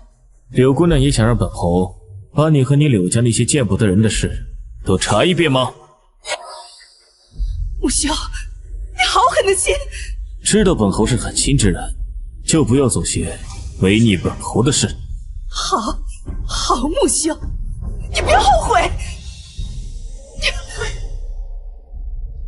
伯母，现在怎么办？现在我还能怎么办？如果穆修把这些东西交出去，那我娘家就全完了。眼下，我就算是再不愿意，也只能让景儿先吃这个委屈了。伯母，现在这些证据不是已经在你手上了吗？穆侯爷还拿什么来为难全家？蠢货！这些所谓的证据，你以为穆修手里就只有这一份吗？他已经掌握了事实，这些文字性的证据，还不是他想搞多少就有多少。之前我以为宋晓不聪明，现在看来你比他还蠢。伯母教训的事，是我想的浅薄了，我也就是关心则乱，太过担心景哥哥。若是你有这个心，倒不如明日你去求求宋晓。现在也只有宋晓可以劝穆修收回成命啊，毕竟他现在可是穆修的心尖儿啊。好，我明日就去找宋晓。这么晚不睡，来找我何事啊？父亲，我想去安堂住一阵子，麻烦您派人送我过去。你要去安堂住一阵子？为什么？这一次的事情，不管事实是什么，我都给宋家给父亲丢脸了。这去安堂，除了自身反省之外，也是希望给父亲挽回些颜面。他今日怎么了？竟如此孝顺。不过趁着天黑把他送走是个好办法，省得他光天化日出来丢人。去收拾东西，一会儿我派人送你去安堂。好，我这就回去收拾东西。小姐，咱们真的要去安堂吗？安堂小住那是不可能的，我只是想打着幌子，借此逃离京城而已。既然不能省力的和离，那么先离开京城，找个地方藏起来，等到失踪个1年半载，我与穆修自然也就作罢了。如果可以，我也不想走这一步，毕竟外面的世界也不是那么好闯荡的。但比起江湖凶险，被穆修发现我不是完璧之身的事才是最可怕的。还是逃吧。我在这盯着，你去禀告侯爷。好。侯爷，少夫人已经收拾好了，正要启程去安堂。侯爷，少夫人这是准备逃跑啊！侯爷，再这样下去不是办法。少夫人为了掩盖自己不是完璧之身之事，为了和离，当街撕扯三公子的事情都做得出来，这以后还不一定闹出什么幺蛾子来呢。侯爷，咱还是想想办法吧。想让他乖乖回来，也不是没有办法。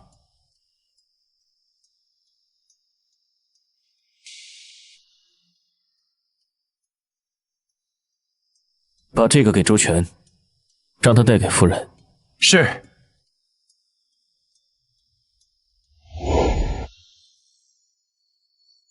少夫人，少夫人，侯爷有一件紧要的东西丢了一半，让老奴过来问问夫人，你见了没有？什么东西啊？侯爷有这样一块玉佩，敢问夫人可曾见过？啊！请问，侯爷这块玉佩是在哪儿丢的？在安堂。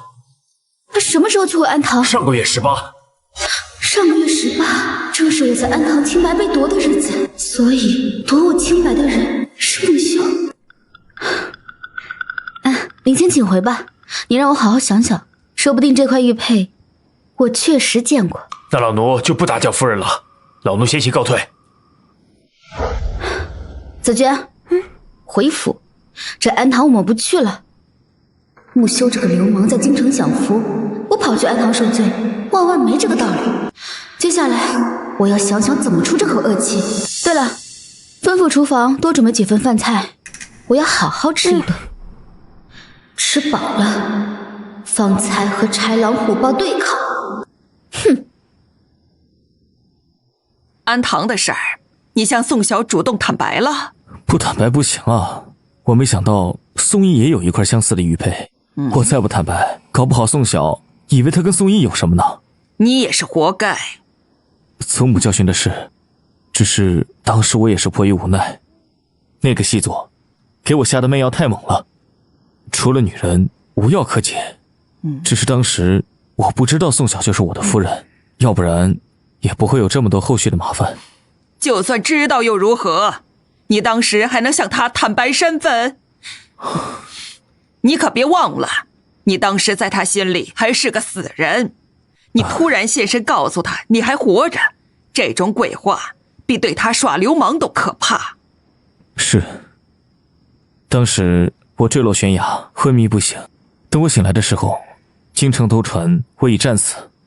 当时为了迷惑敌军，我只能将计就计，直到边境取胜，才能现身回京。唉，那几年你也受了不少罪，也不容易。过去的都过去了，眼下最关键的还是宋晓。我明日寿辰，他应该会回来，所以明日少请一些人过来，免得宋晓闹起来，你出丑。虽然也是这么想的，只是他再怎么恼火，应该也不至于当众对我动手吧？万一他真的动手了呢？哎呀，那我是哭给他看，还是直接跑啊？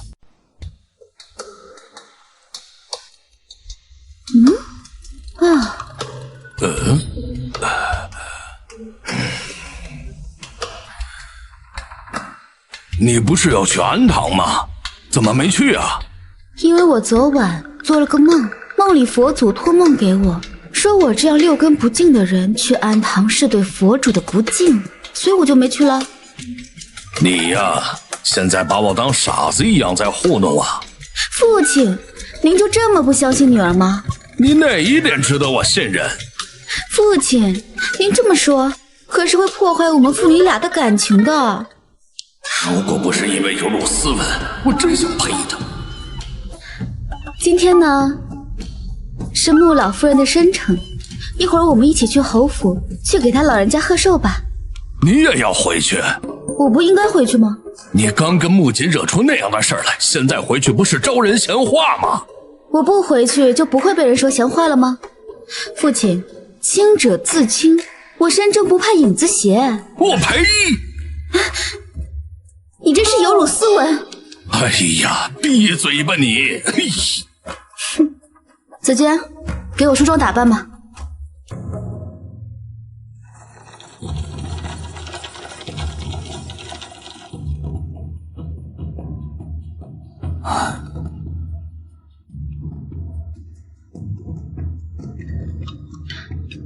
侯爷怎么在这里？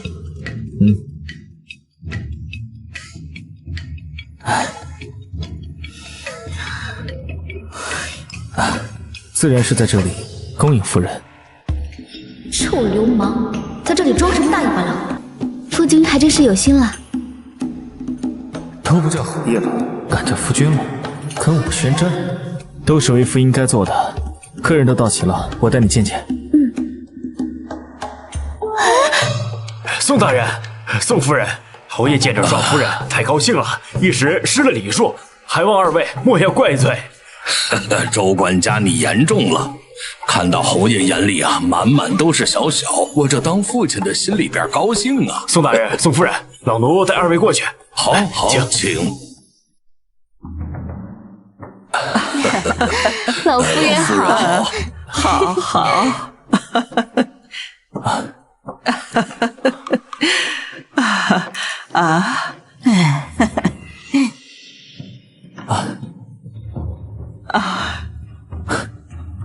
这位便是姨祖母，这是表弟齐轩和他的夫人傅仪。修儿真是有福气，小小多乖巧呀，小小的脸皮可是有点薄了，这可是不行。脸皮薄，但指甲硬。安堂的那一晚上，我流的血可是比宋晓流的更多。宋晓放在我后背的手哪里是手啊，分明是两个铁钩子，试图要挠死我，给他自个儿报仇。来，坐，大家都坐吧。请。来，夫君，我为你添酒水吧。劳烦夫人。这些都是我应该做的。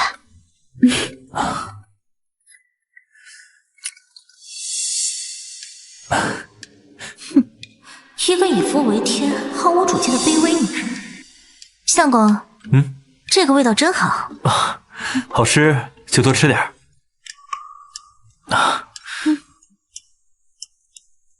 来。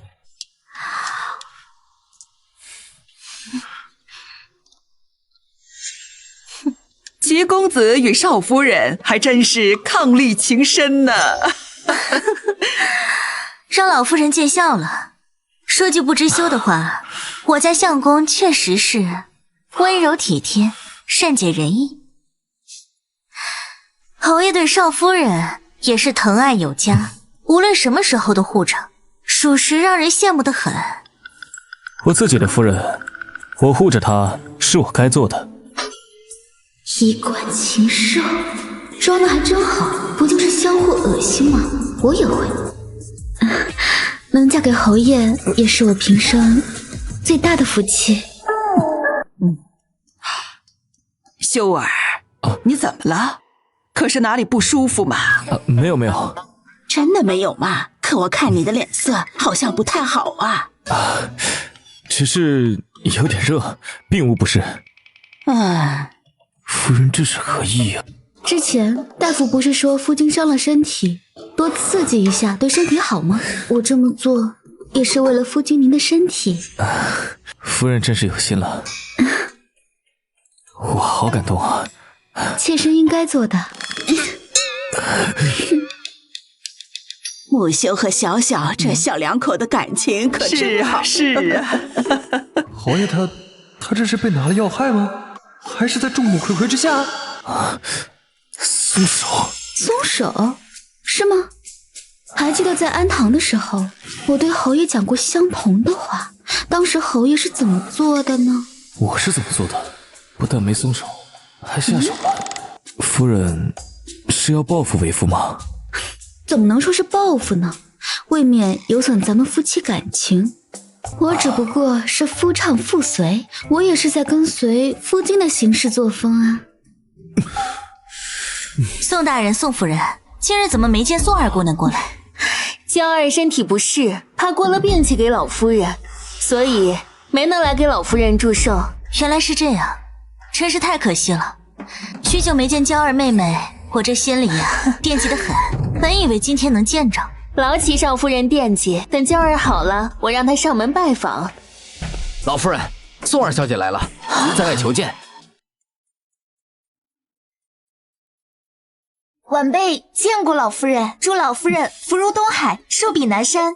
二姑娘无需多礼，快快请起。娇儿，你不是身体不适，怎么还来呀？是姐姐，姐姐说，今日是老夫人的寿宴，无论如何都要来，不然就是不懂礼数。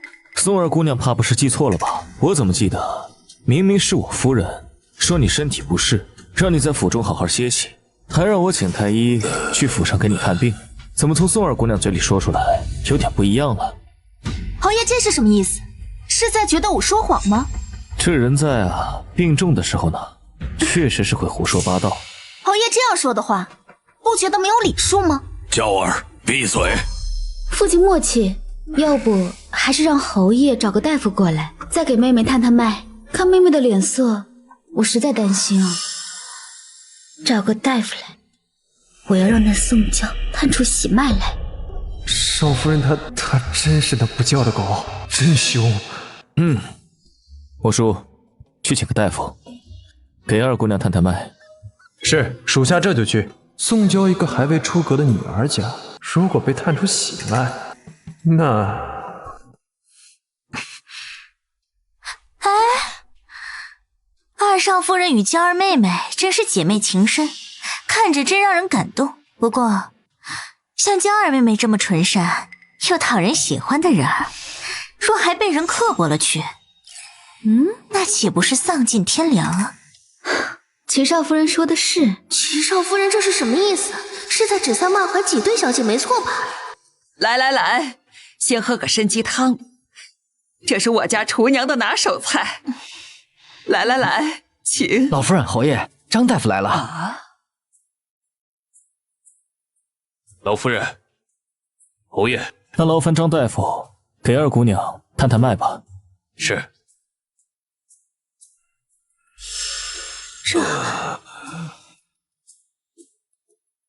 张大夫，敢问我家二妹妹身体可好？这个，老夫人、侯爷，九王爷带着郡王爷来了。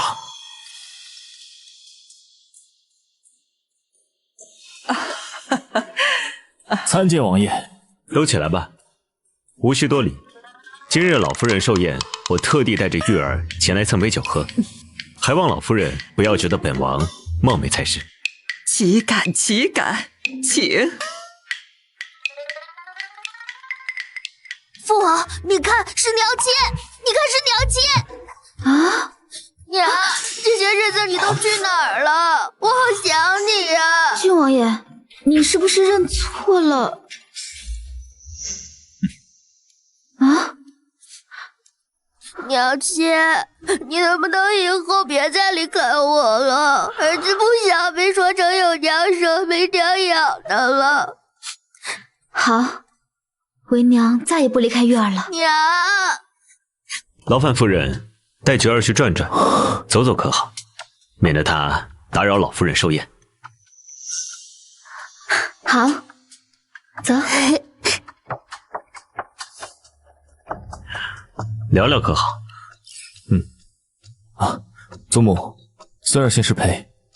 去吧，去吧。请。菊儿母亲去世之时，菊儿还在襁褓之中，并不记事，只是在画像上见过而已。你夫人与菊儿的母亲并无相似之处，可是为何菊儿会将她视为娘？或许这就是缘分吧。菊儿从小就没有感受过母爱，今日她这么说，本王的心中也很不是滋味。如果可以，我希望你夫人能够暂且将她认下，待过些时日，我慢慢与她细说，不知可否应允？自是可以。多谢。爹爹，你看鱼。菊儿真棒，这鱼哪儿来的？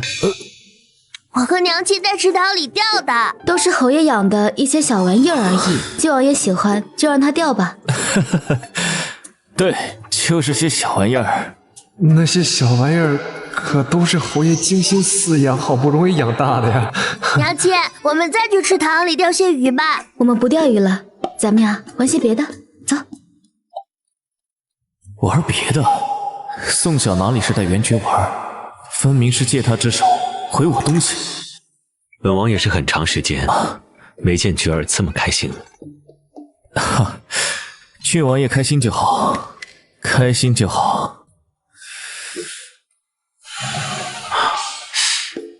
我怎么听到磨牙的声音？木修，你在磨牙吗？没有啊，九王爷听错了吧？你在磨牙吗？没有就好。对了，今日寿宴到底发生了什么事儿？我怎么看张大夫也过来了？哦，事情是这样的。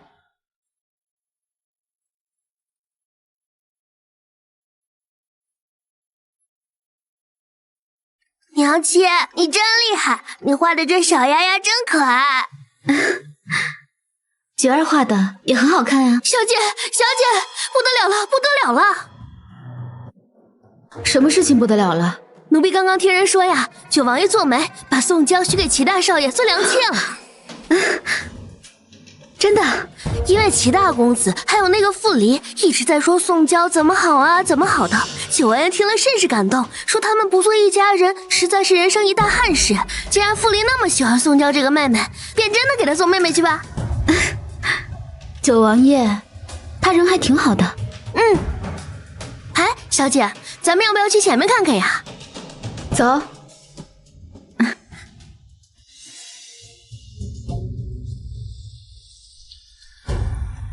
夫人啊，你怎么来了？听说客人要走，便出来送送。妹妹，你的脸色怎么如此不好啊？难道是身体难受的更厉害了？齐少夫人，你素来与我妹妹交好，可知她这是怎么了？她怎么了？你不清楚吗？齐少夫人，不可对我娘亲无礼。娘亲，你别怕，有儿子在，没人能欺负得了你。少夫人，那人有口无心，若是有不对的地方，我代他向你赔罪。齐公子言重了。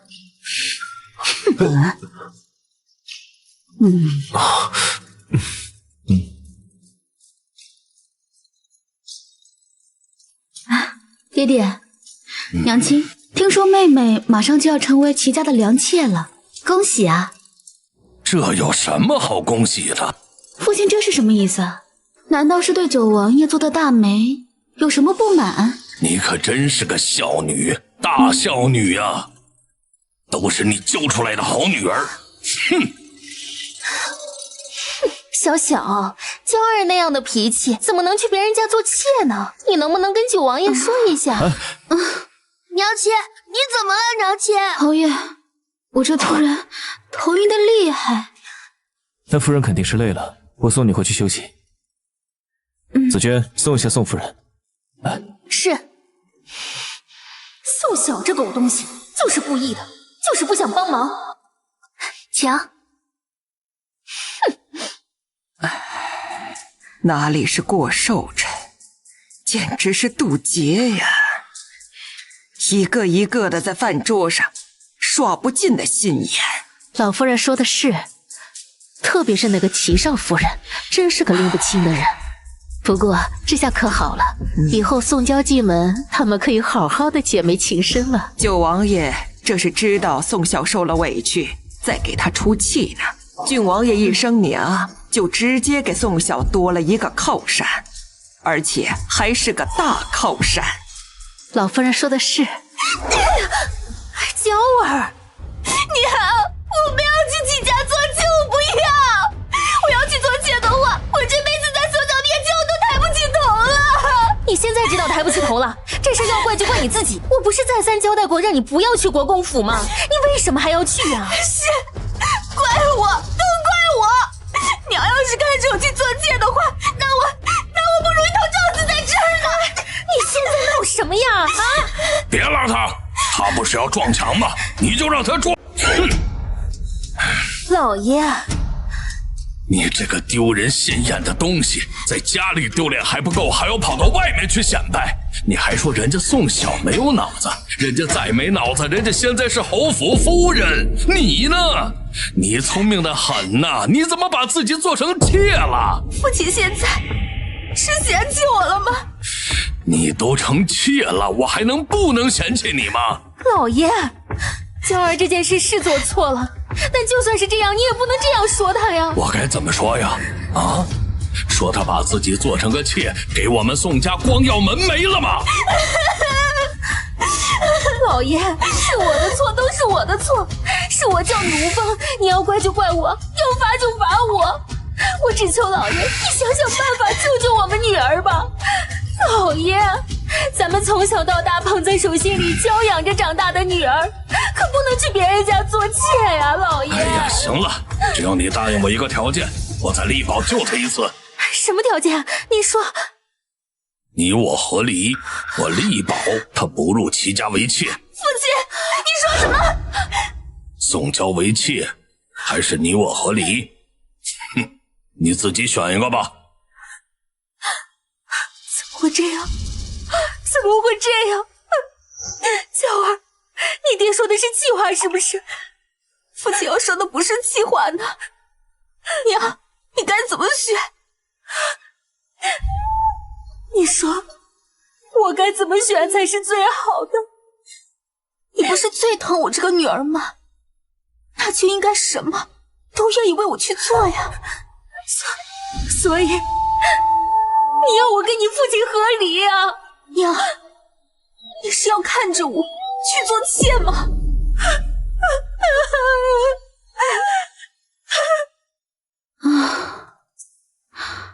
小姐，您终于醒了。九王爷又带着郡王爷过来了，这会九王爷正在和侯爷在院子里说话呢。出去看看。穆兄当真有趣啊！娘亲，你终于起来了。我不知道你来了，我要是知道的话，我早就过来了。没事没事，我也才刚过来不久。娘亲，我给你带了礼物。礼物？是。娘亲，给你。谢谢珏儿。哦，这是珏儿准备的，我也不知道是什么。不过既然是珏儿的一片心意，望少夫人不要嫌弃才是啊。九王爷也不知道里面是什么。嗨，珏儿说这是准备给穆少夫人的，不容许本王看。娘亲，你快打开来看看，喜不喜欢？珏儿真是有心了，谢谢你。娘亲，你喜欢不？喜欢不？这个，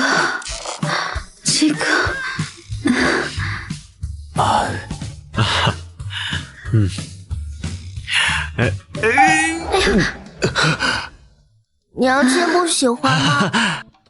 这可是爹爹平日最喜欢看的书，我看爹爹喜欢，也希望娘亲喜欢。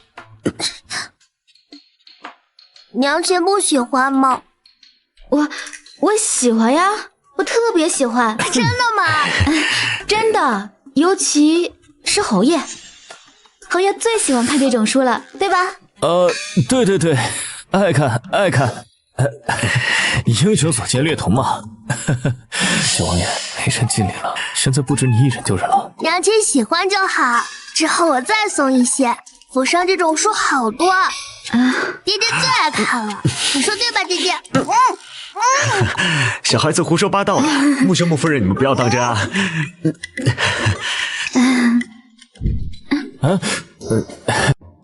夫人，我们聊聊可好？好啊，那我们就聊聊。之前安堂的事，我在这儿诚恳地向夫人赔不是，还请夫人宽恕。至于安堂的事情，侯爷觉得你最不可饶恕的地方是什么？行事蛮横，品行不端，下流无耻，总之处处不得体。侯爷对自己反省的倒是挺深刻的，不过这些都不是我最不能忍受的地方，而是别的。别的？还请夫人明示。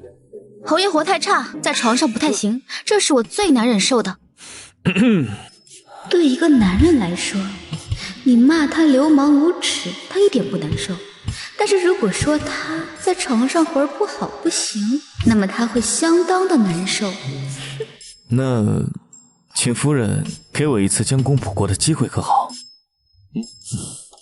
好啊，那就躺下吧。躺下？在这儿啊？躺下，让我强回来。怎么，侯爷不愿意？愿意，我自是愿意啊。那就走吧。夫人，你看，今天是我被强的黄道吉日，我要不要仔细的梳妆打扮一下？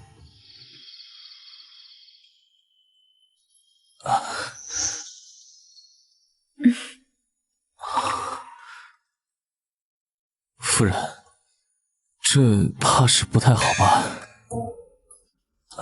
之前在安堂的时候，我可是跟侯爷说过，这样做并不好。可是侯爷并不以为然，一切都按照自己的想法行事。这现如今嘛，我也想要夫唱妇随，学着侯爷，凡事先以自己的心意为先。夫人准备的还真是齐全。这自然是因为你值得我劳心。现在我们开始吧。侯爷放心，我一定会轻轻的，绝不会弄痛侯爷的。娘亲，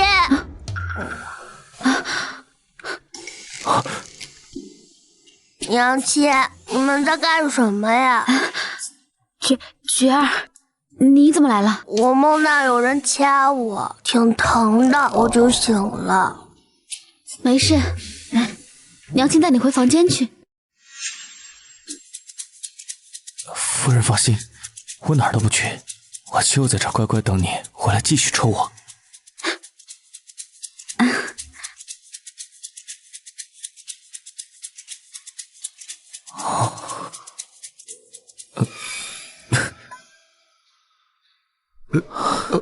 侯爷，您还好吧？夫人她真动手了？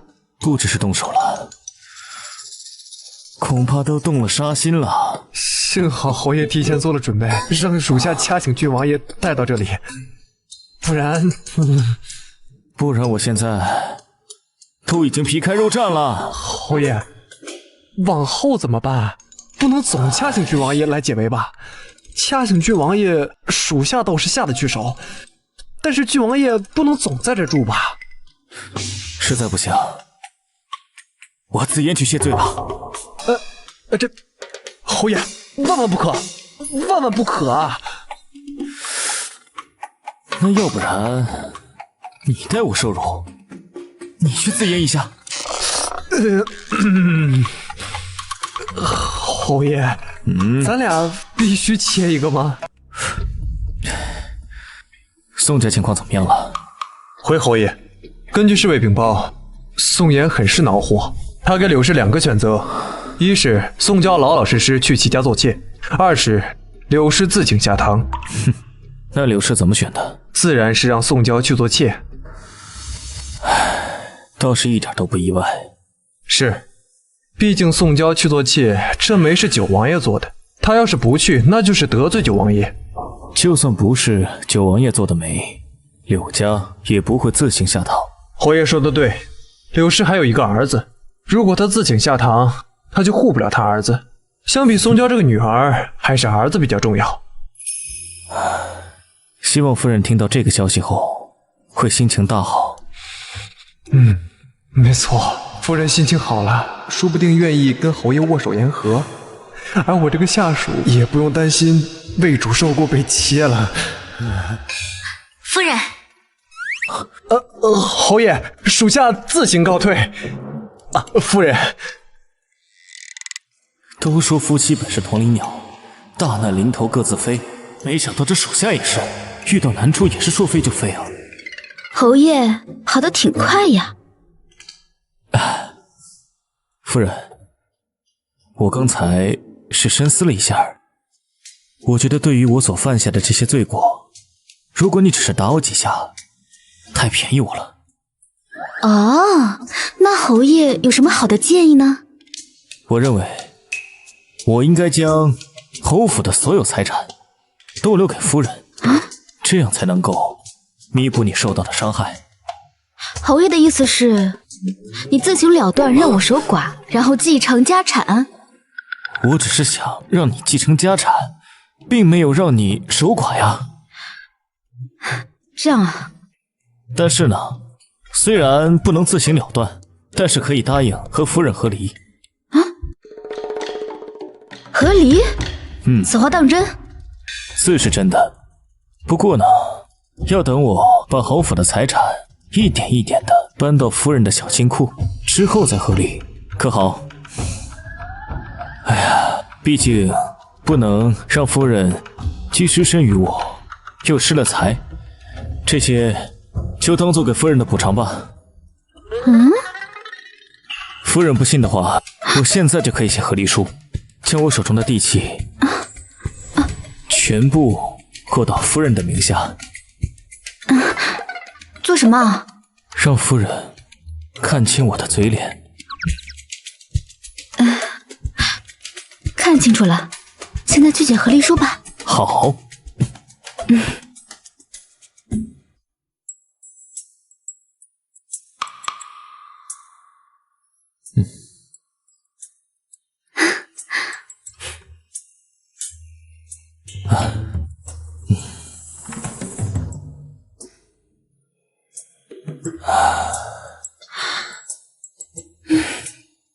请夫人过目。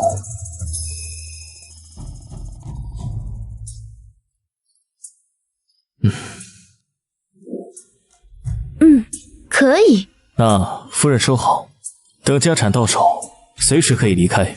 侯爷先休息吧，我就先走了。好，夫人慢走。藏哪儿好呢？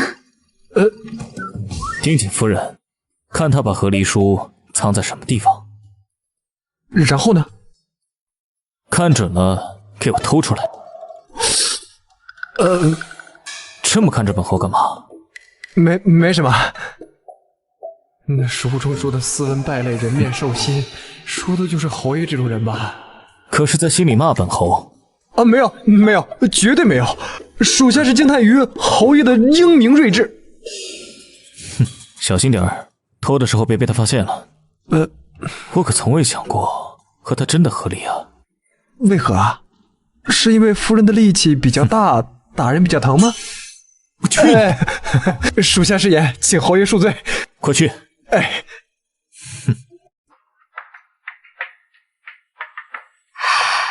今儿早上你们宋府派人过来说，你父亲病了，希望你回去看看。父亲昨日还活蹦乱跳的，怎么突然就病了？这也太巧了。待善孝为先，回去看看吧。是，那我一会儿回去准备一下。去吧，去忙吧。孙媳告退。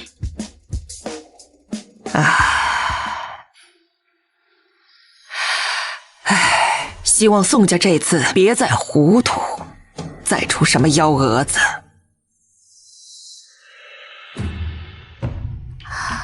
娘亲，这就是你的娘家吗？是啊，这就是我娘家。那娘亲的父亲是不是要叫外公？不用，叫他宋大人就行。哎呀，大小姐回来了，郡王爷。我跟娘亲来走娘家。是，郡王爷请，快请。听闻父亲身体不适，现在怎么样？好些了吗？托你的福，已经好多了。郡王爷也跟着来了。他听说我要回娘家，很是好奇，便一起跟过来看看。宋大人。哎呦，不敢，郡王爷您坐，我叫丫鬟给您弄点点心过来呀。那就劳烦宋大人了。既然你已经过来了，今天就和你商量点事儿。这嫁出去的女儿泼出去的水，爹爹有什么事情值得跟我商量一下？宋晓，你少在这装腔作势，闭嘴！小小，你说这话可就是外道了。这一笔写不出2个宋字，你无论什么时候都是咱们宋家的女儿，是一家人啊！啊，我竟然不知，我什么时候跟你们是一家人？宋晓，你不要在这阴阳怪气儿的，叫你来是商量事儿的，不是来吵架的。行吧，那你说吧。你跟他说。小小啊，你妹妹她无论如何都不能去齐家为妾，她若是做了妾室，你这当姐姐的脸上不是也不好看呀？不会啊，只要娇儿妹妹幸福就好，这脸面哪有妹妹的幸福重要呀？我就知道小小你这心里还是疼娇儿的。小小你看，你能不能跟九王爷说一声，让九王爷收回成命啊？我呀，我这在九王爷面前也说不上什么话。小小自谦了，你有的，只要你愿意跟九王爷开口，九王爷一定会答应的。只要九王爷应下了，我跟你父亲马上就把娇儿的婚事给定了，你看呢？行吧，我就跟九王爷说一下，这若是九王爷不应，我也没有办法。哎呀，宋晓，不是让你和九王爷说一声，是让你一定把这事儿办妥。我竟不知我们宋家有这么大脸面，竟然连当朝九王爷也敢颐指气使。姐姐，咱们姐妹曾经是有一些磕绊过节，可毕竟咱们是血亲骨肉，这打断骨头还连着筋呢，你这样做是不是太过分了？你也知道我们有过节，你知道还敢来求我？啊，你若是不说，我也就不记得了。但是你现在既然说起了，让我知道我在九王爷面前是这么有面的人，我确实啊也该请九王爷收回成命，然后再把你嫁给连齐家都不如的人做妾。宋晓，你敢？我敢不敢？你试试看呢。我撕了你的嘴！老爷，九王爷和穆侯爷来了。姐姐，我知你从小就不喜欢我，你现在打我骂我，我都接受，可你也不能当着父亲母亲的面对我动手。他们要是知道你是这样对我这个妹妹，他们心里会难过，会伤心的。打？我什么时候打你了？你该不会是因为快要嫁到齐家，就高兴糊涂了吧？菊儿，我打他了吗？没有，娘亲一直在跟他好好说话，从没动手。菊儿真是个诚实的好孩子呀。那响亮的巴掌声在门外都听到了。宋晓这已经不是睁眼说瞎话了，是指鹿为马，颠倒黑白，还有袁瘸，竟然跟他狼狈为奸，团伙作案。好好的儿子好像被带坏了。宋晓，我这巴掌印还在这呢，你竟敢公然说谎！那你这意思是郡王爷在撒谎了？对，你是说我撒谎吗？突然发现自家儿子好像缺根弦，九王爷的心情肯定复杂。宋晓，你好大的胆子，竟然敢利用郡王爷！你胡说，我娘亲才没利用我，就算利用我，我也愿意。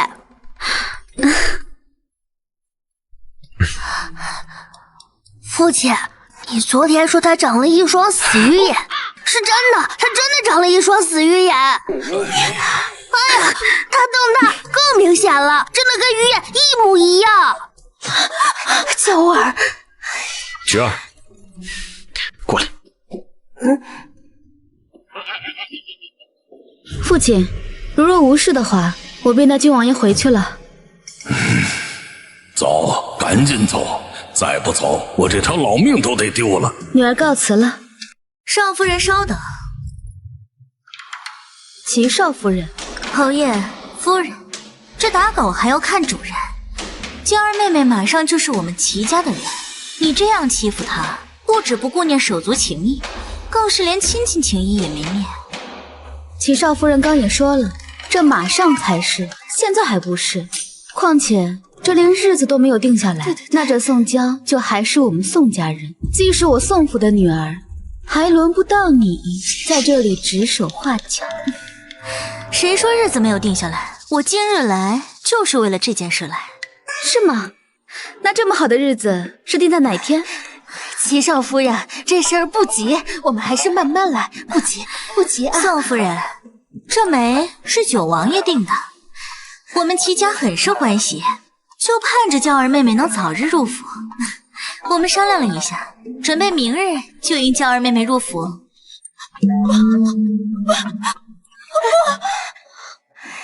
九王爷，宋娇这是和齐家一样，对这门亲事太过欢喜，人都昏了过去了。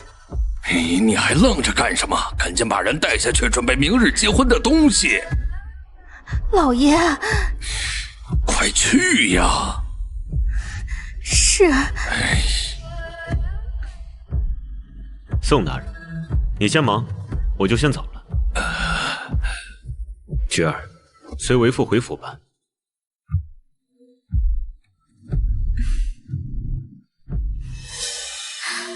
宋大人，明日齐家就会派轿子来接宋二姑娘入府，请二姑娘做好准备。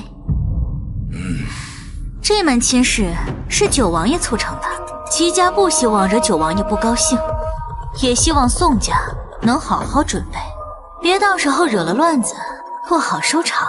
还轮不到你们教。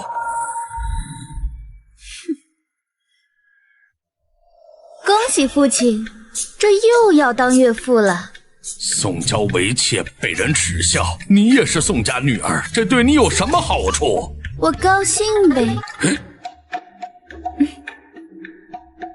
哎呀，夫人回一趟娘家，不仅岳父大人的病好了，连二姑娘的好日子都定下了。不得不说，夫人真是宋家的福星啊！你是在挤兑我吗？不是挤兑你，我这是在恭维夫人。我可没看出来。没看出来，那说明我做的还不够好，以后我多努力。有一件事，我得跟你说清楚，让你心里有个数。说吧。前些日子，木槿给柳月儿去了封信，要与她退亲，但柳月儿怀上了木槿的孩子，情绪很是激动。这与我有什么关系？跟夫人是没什么关系，就怕柳月儿不这么想。你的意思是？据侍卫禀报，这柳月儿从柳家跑了出去，现在不知所踪。我已经派人去找了，还没找到。这柳月儿性情冲动，若你不慎遇到了她，记得躲着点，千万不要跟她有正面冲突。我知道了。我还要去军营一趟，就先下去了，不同夫人一路回去了。侯爷自便。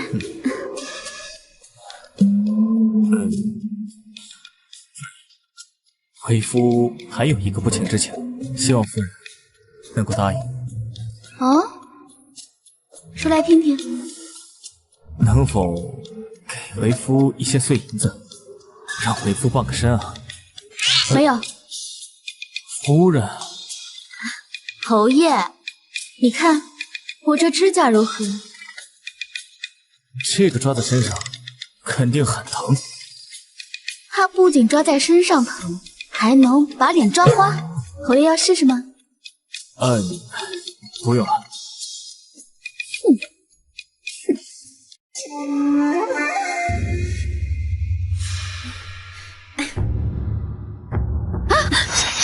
小姐小心！柳月儿，你要干什么？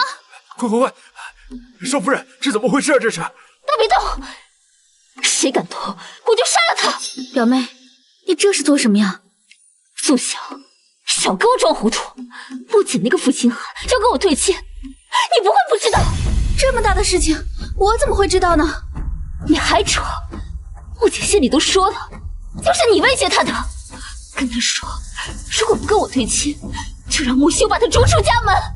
也许说出来你也不相信，但是我从未与木槿说过让他与你退亲的话。这确切的说，我都没跟他说过话。我不信，肯定是你逼迫他的，不然就凭景哥哥对我的情谊，他哪里会这么对我？就是你为了报复我，威逼他的。求你不要伤害我家姑娘，我家小姐没有对三公子说过那些话。闭嘴！这哪里有你这个丫头说话的份儿？柳姑娘，这事儿一定有误会，你把剑先放下，咱们有话好好说。你放心，这件事侯府一定给你个交代。放屁！你一个管家能给我保证什么？走开！大奶奶，大奶奶，不好了，不好了！什么事儿这么惊慌啊？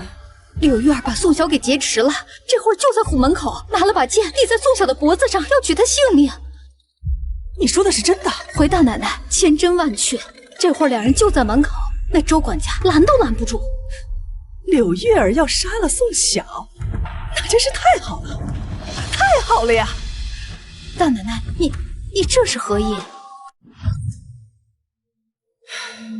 宋晓那个灾星，自他入门以来，我就没有一天顺心过。不但如此，他还害得我和景儿母子分离，让景儿有家不能回，在外吃苦受罪。如果他没了，那不就什么事儿都没了？大奶奶说的也是，可柳月儿杀了宋晓，她也讨不了好。那个没用的废话，我都跟他说了多少次了，让他好好用他的脑子想想办法，把宋晓给赶出去。可这都过了多久了，他才敢狗急跳墙的豁出去。不过这样也好，这么一来，他就没资格进侯府。可是他肚子里……闭嘴！景儿向来恪守规矩，没成亲之前根本就不可能碰柳月儿。柳月儿肚子里那孩子，指不定是外面哪个野男人的。大奶奶说的是老奴愚钝了。菩萨保佑啊！让老天爷赶紧把这两个女的都给收走吧！保佑保佑保佑！表妹，你一定要把手里的剑拿稳了，若是一不小心给刺歪了，让我侥幸逃脱，你可就得不偿失了。宋晓，我告诉你，我不是在吓唬你，我现在是认真的。不让我好过，你也绝对别想好过。我知道，我知道，所以我才会那么跟你说啊，说你刺歪了就戳不到我的致命伤了。宋晓，你脑子是被驴踢了，你就是个疯子。我确实是个疯子，不然我怎么会想到嫁给一个牌位呢？木姐，我知道你在哪儿，你赶紧出来！慢点，慢点，慢点，慢点！宋晓，你这是个卑鄙小人！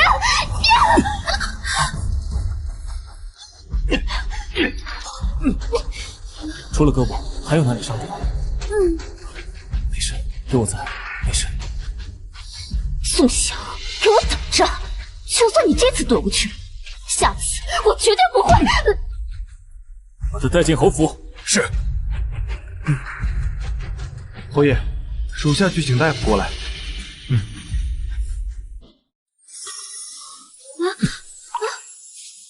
小姐，你是不是疼得很厉害？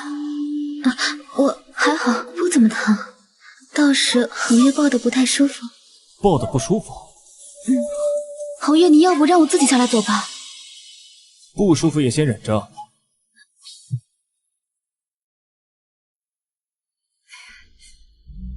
大奶奶，大奶奶，怎么样？怎么样？是两个都死了，还是有死有残？两个没死也没残，只有宋晓胳膊受了点伤。柳月儿没成事，现在已经被周管家带着小厮拿下了。真是没用的东西，果然是废物一个。大奶奶，咱们也过去瞧瞧吧。老夫人已经去侯爷的院子，咱们不去怕是不妥。真糟心，该死的一个都不死。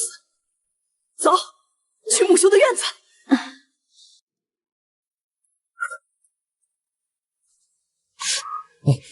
小心点，都碰到伤口了。是，我一定小心。哎，说了让你小心，怎么还不小心？都碰上伤口了。侯爷，不碰到伤口，我怎么处理伤口啊？凭你的医术，不碰到伤口，应当能处理好。木修，你能先把嘴闭上吗？侯爷，您能先出去等着吗？我其实是特别敬佩张大夫的医术，留下来跟张大夫学习学习啊。您继续。是。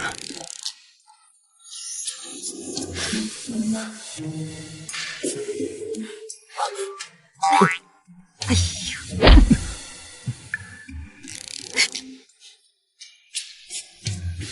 哎呀，我这就午睡了一会儿的功夫，怎么就发生这么大的事儿了？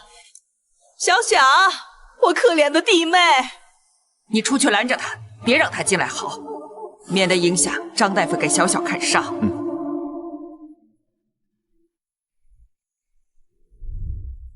侯爷，我听说小小受伤了，他怎么样？我看看严重不？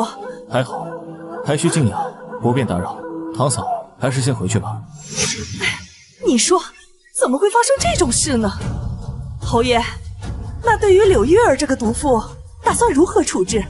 还是麻烦堂嫂去柳家送下聘礼，让木槿3日后迎娶柳月儿。什么？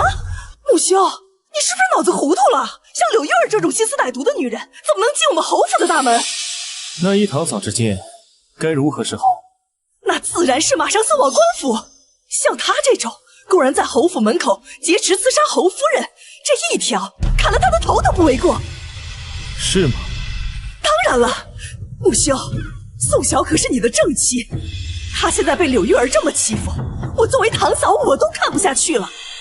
你身为她的夫君，你怎能轻易的饶了柳月儿呢？你这样做，宋晓她该有多委屈啊！我并不觉得委屈啊。身上还有伤，怎么出来了？张大夫已经看了，那皮外伤不碍事的。堂嫂，我倒是十分赞同侯爷说的话，月儿表妹只是一时冲动，心底并不坏。况且她肚子里还怀着穆家的骨肉，咱们理应负起这个责任，让三公子迎娶柳月儿入侯府啊！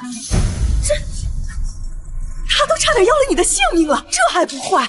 表妹只是心直口快，我作为她的表姐，作为她肚子里未出生孩子的姨母，怎么可能会怪她？那也不行，不能让景儿。我已经让人把木槿接回来了，算算时间，应该也快到家了。堂嫂还是回去跟木槿商量一下。景儿快回来了。走。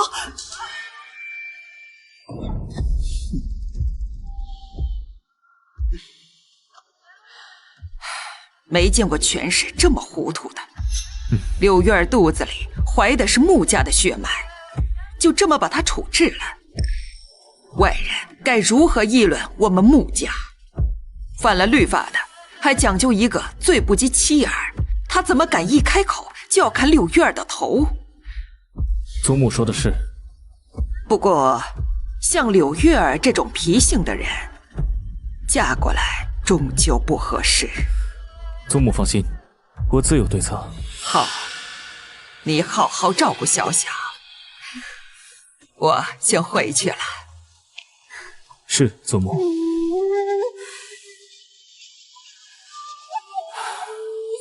走了。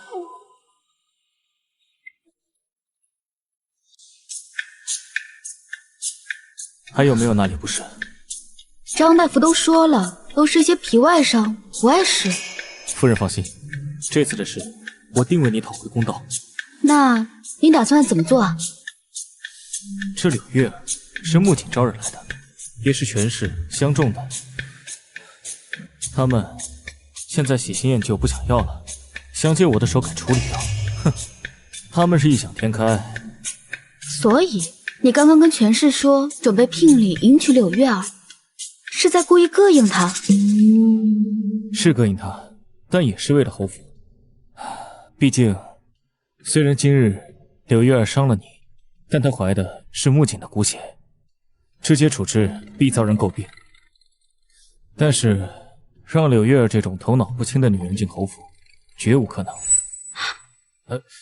可是你已经对外说了，会让柳月儿入侯府，现在又该如何把她拒之门外？咱们侯府重情重义，是会迎娶柳月儿，但是如果柳家觉得柳月儿品行不端，行事无状，配不上侯府，不让她进门，那咱们也不会勉强。柳家会不答应？在这官场之上，我可是柳月儿父兄的上官，如果他们不识趣，敢让柳月儿上门，那我不介意以权势压人。啊，侯爷还真是处处都算计到了。也并不是处处都算计到了，比如夫人你，我如何？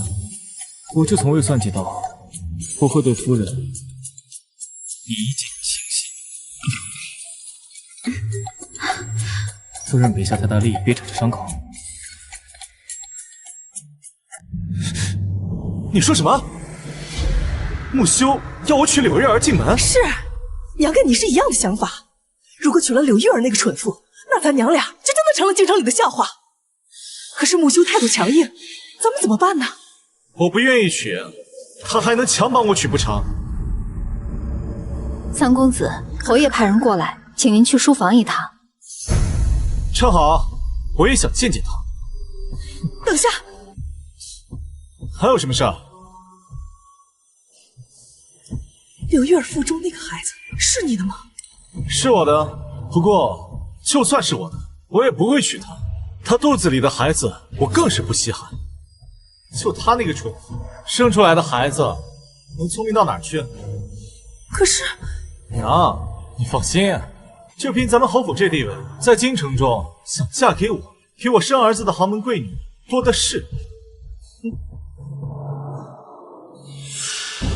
是柳月儿太蠢，不是锦儿太狠，你说对不对？对，这事儿怨不得三公子。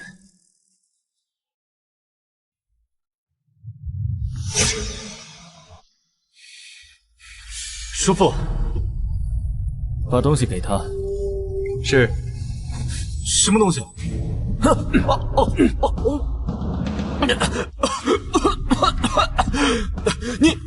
你给我吃的什么？不用害怕，不会要你的命，只是让你不能行事，等同太监。木修，我是你的亲侄儿，你就这样对我？你该庆幸你是我的亲侄儿，不然就不是软阉割了。你，我现在给你2个选择，一个是一辈子当个太监，第二，与柳家失联之后，即刻启程去边境，在边境上给我闯出一点成绩来，我再派人把你接回来。我不选，我都不选。那看来你是不打算要解药了。既然如此，把他关起来，什么时候想选择了，什么时候再说。是。木修，你不能这么对我，你放开！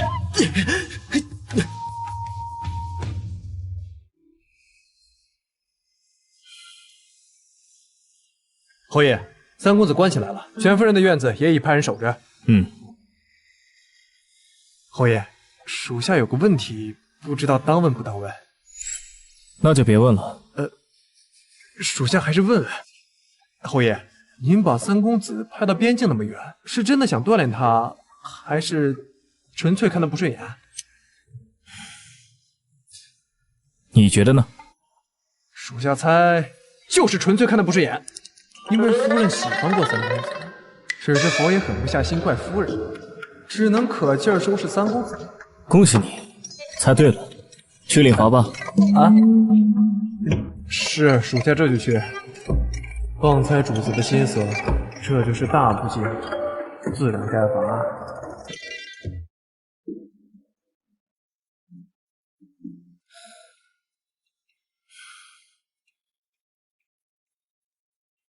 夫人，虽然你先前眼开，但是不知为何，我一见到你就满心欢喜。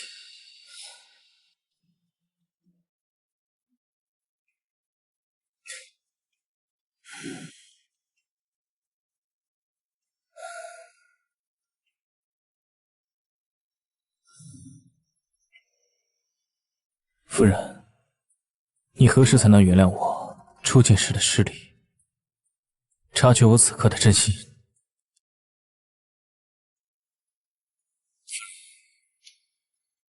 你何时才能原谅我初见时的失礼？察觉我此刻的真心相待呢？弥补，感觉得到。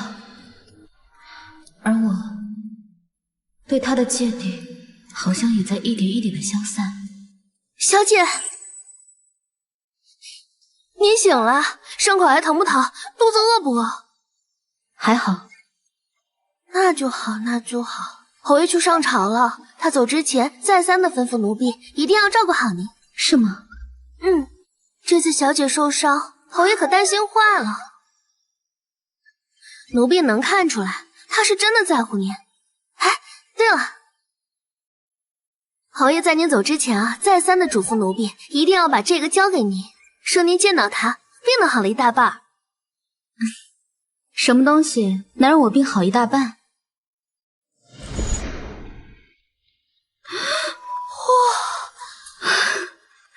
这是真的吗？哎，小姐，小心牙。是真的。侯爷送的，难道还有假？夫人，你醒了吗？小姐，好像是丁嬷嬷，奴婢去迎一下她。夫人，您好些了吗？已经好多了。那可太好了。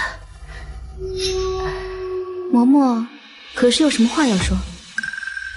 是这样的，您受伤的事情，太后她老人家知道了。太后担心您跟侯爷身边缺人照顾，就让富家三小姐，也就是傅离的庶妹过来了。这所谓的照顾，是以什么名义啊？太后赐她为良妾。那是一件喜事啊！侯爷多了位妾，我多了位妹妹。是。傅姑娘，请坐。老夫人，您叫我莹儿就好。我是太后赐给侯爷的妾室，以后就是穆家的人了。还希望老夫人能够多多指点，教导莹儿。好，你先坐吧。是。奴婢给夫人请安。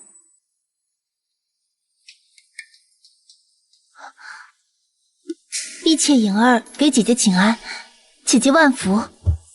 妹妹快起来，我们都是一家人，不必行此虚礼。谢姐姐。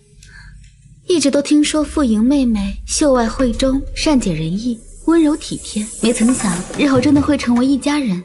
太后她老人家还是心疼我和侯爷的。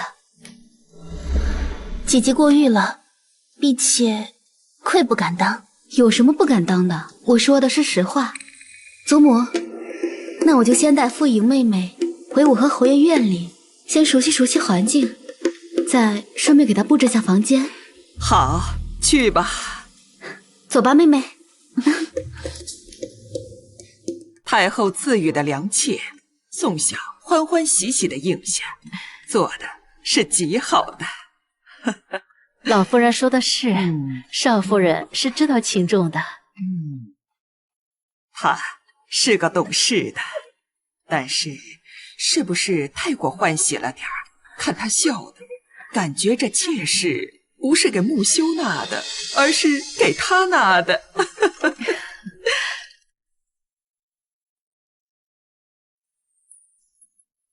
侯爷，三公子熬不住了，已经吐口说要去边境了。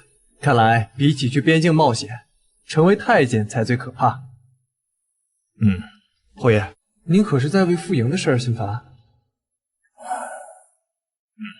侯爷，您不必担心，夫人很聪明，知道轻重，她不会因为这件事跟您闹的。我倒希望她跟我闹腾。属下愚钝，不太明白。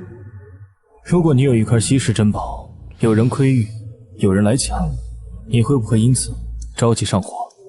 会。所以，但凡自己珍贵的东西，都舍不得分给别人，除非他不在乎。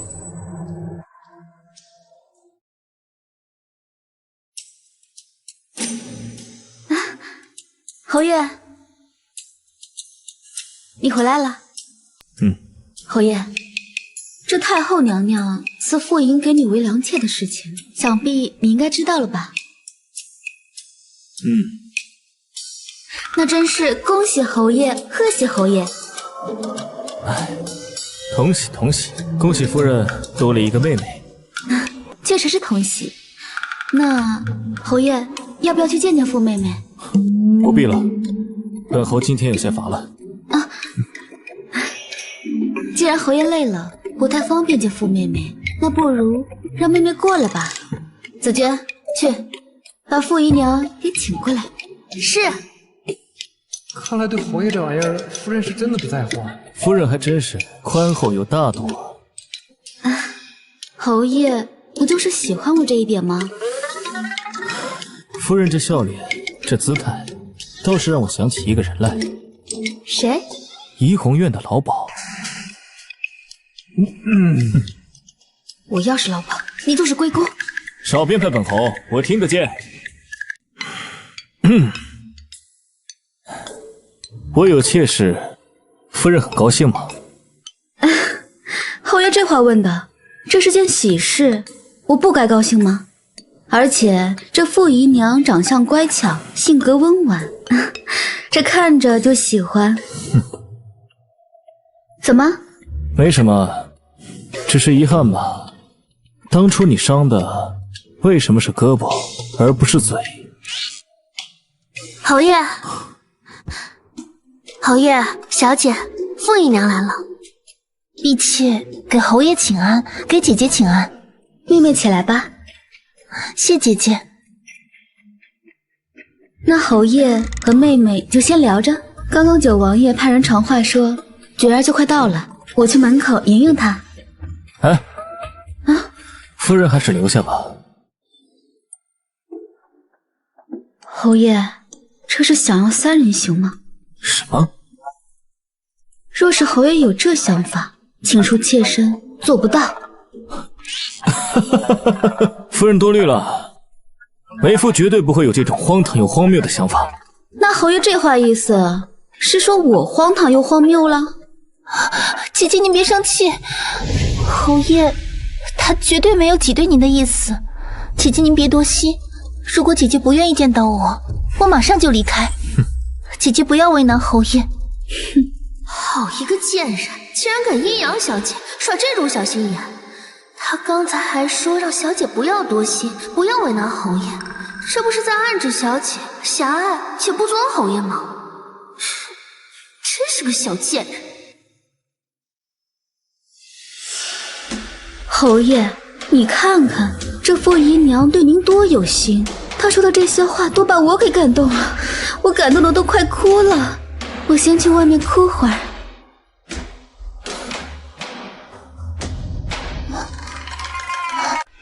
侯爷，婢妾是不是说错话了，惹姐姐不高兴了？没有，你说的很好。真的吗？对，起来吧。谢侯爷。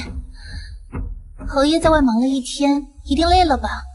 婢妾给你捏捏肩，可好？哎，今夜洞房花烛，有的是时间，请傅姨娘先回去歇息。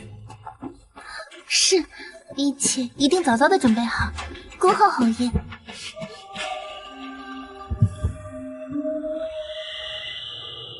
佛祖，交给你一件事，你亲自去做。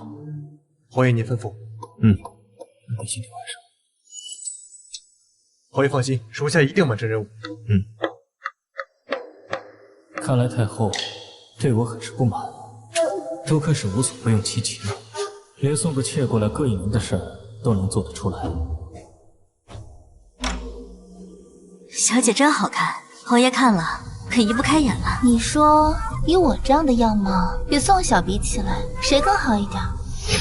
这还用说吗？自然是小姐你。那宋小尖嘴猴腮的，一脸刻薄短命相，哪里像小姐满脸的福相，所以才会被太后娘娘一眼相中。你呀，就你嘴甜。奴才给侯爷请安。侯爷来了，快看看我有什么不妥。没有没有，小姐处处都好看的紧，咱们赶紧去迎侯爷吧，别让侯爷久等了。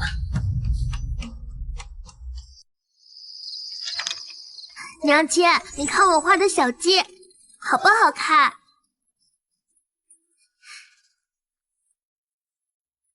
好看，像真的一样。那我再画几个。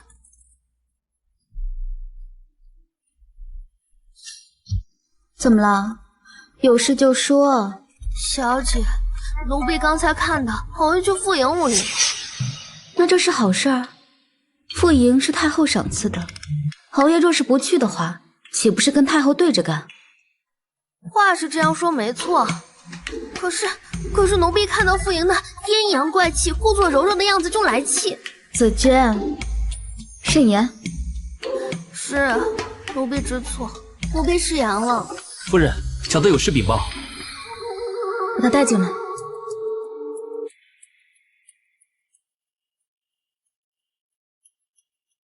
什么事啊？侯爷请您去一趟傅姨娘的院子。我去那儿做什么？是不是那贱蹄子又想对小姐做什么呀？回夫人，侯爷只吩咐小的请您过去，别的没说。好吧，姐儿，要不要出去转转？要。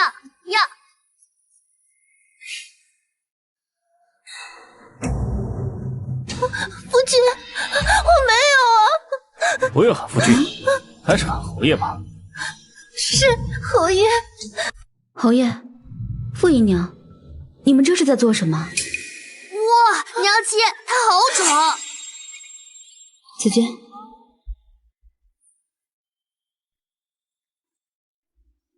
傅姨娘，你这是怎么了？我变成现在这样，你不是最清楚的吗？这屋里的东西都是姐姐你布置，本来还好好的，用了这个屋里的东西，就变成了现在这样。我知道姐姐想要独占侯爷，不想让我分得侯爷的宠爱。作为女人，我也能理解。可你用这种下作的手段毁我容颜，也未免太过歹毒些吧？不管怎么样，我都是太后赐给侯爷的人，你这样做不只是在羞辱我，更是对太后不敬。傅姨娘，这其中怕是有什么误会吧？误会？我都已经成这样了，你还在狡辩什么？你确实是误会了。侯爷，侯爷，这屋里的东西都是我让人给布置的。你莫不是在怀疑本侯蓄意谋害你？不是，侯爷，婢妾没有那个意思。还是赶紧找个大夫给你瞧瞧吧。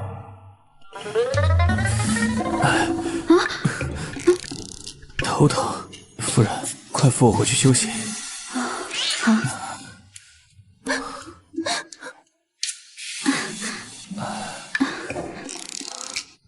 侯爷，您现在这个时候不是应该留下来安抚傅姨娘吗？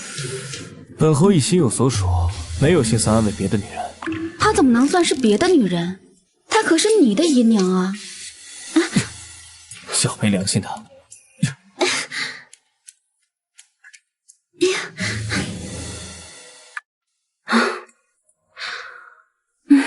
夫人，你睡了吗？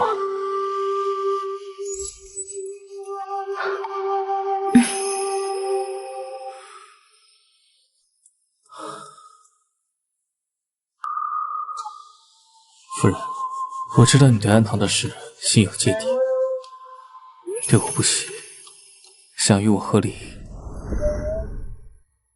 但咱们现在不谈感情，只谈利弊。侯府对目前的你来说，是一个最好的容身之所，在这里，起码能保你衣食无忧，身心安逸。我不会逼你做任何事，怎么也不会。即使你之后不愿再与我有夫妻之事，不愿意生孩子，我都能接受。你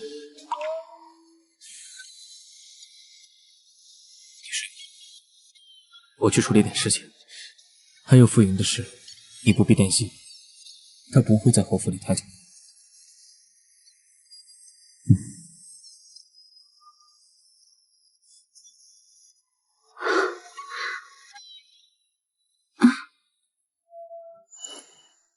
穆修说的不错，我跟宋家几乎已经决裂了，回不去了。侯府确实是一个很好的容身之所，而穆修经过了这些日子的相处，他确实有错，但并不是不堪，相反，他比这世上许多男人都强。只是，希望我跟木修也能来日方长吧。表嫂，我未打招呼便过来了，还望表嫂不要觉得冒昧。弟妹说的哪里话，我们是一家人，你来了，我很高兴。听表嫂这样说，我就放心了。我今日来呢，其实是想说说有关宋姨娘的事儿。宋姨娘？你说宋娇？是，宋姨娘呢，昨日已经入府了，请表嫂放心。我呢，对娇儿妹妹甚是喜欢，我一定会好好待她，不让她受一点委屈。弟妹向来温柔宽厚，我自然是放心的。不过这宋娇虽然是我妹妹，如今也是表弟的姨娘，是齐府的人。我呀，自然是不会参与表弟屋内的事，所以弟妹不与我说也无妨。表嫂说的是，倒显得我冒昧。夫人，傅姨娘来请安了。这傅姨娘脸上还带着痘痘，这要是过来了，让傅离看到，不知道又会说什么难听的话。小姐，为免打搅您和齐少夫人说话，这一下便先让齐姨娘先回去吧，稍后再来请安。不用，今日我刚好在，我也想见见我的庶妹妹。表嫂，请她进来吧。既然弟妹想见，紫娟，请傅姨娘进来。是。我那庶妹妹啊，自小乖巧懂事，她来这儿一定不会给表嫂添堵。表嫂也自来宽厚，想来一定不会亏待莹儿的。这是自然。碧琪，给夫人请安。傅姨娘不必多礼，快起来吧。谢姐姐。莹儿，你的脸怎么了？是我自己挠的。挠的怎么会成这样？表嫂，我家莹儿在家里还好好的，来了侯府第一天，怎么脸就成了这个样？表嫂，你最好给我一个交代。我刚刚还说对你和表弟屋内的人和事并不掺和，可是弟妹却对我和侯爷府里的人和事如此的感兴趣。我跟表嫂不一样，莹儿虽然已经出嫁了，但她依然是我的妹妹，我关心在乎，这是应该的，不似表嫂对宋娇毫不顾虑。我们莹儿乃是太后赐予侯爷，她来这侯府第一天却变成这般模样，太后娘娘若是知道，应该也会对表嫂要个交代。弟妹说的在理，那既然如此，我便给你个说法。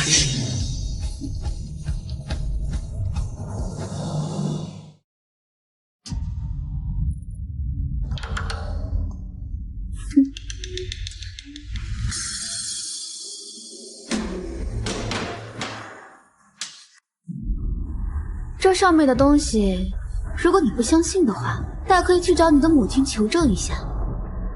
如若问完之后，弟妹还想要一个交代，我便让王爷查明所有的真相，届时给你一个交代。宋晓，威胁我？就是威胁你。好，咱们走着瞧。傅姨娘如果觉得委屈，便可以跟着你姐姐一起回傅家诉说一声。可是婢妾想送一送姐姐，还请姐姐成全。去吧。小姐，那封信里有什么呀？傅离脸色都变了。那是侯爷今天早上留下来的，上面写的是傅夫人给傅莹下了绝子散一事。这事要是传出去，她脸上更没光。侯爷想的真是周全，早早就想到了有人要借傅离之手给我们小姐添堵，不似其他人总是恨不得呀宠妾灭妻，帮着那些妾室欺负佳妻。是啊，他有时候的确挺好的。好了，不说了，紫娟，你去准备一下。今天是我母亲的忌日，我打算好好祭拜一下。好。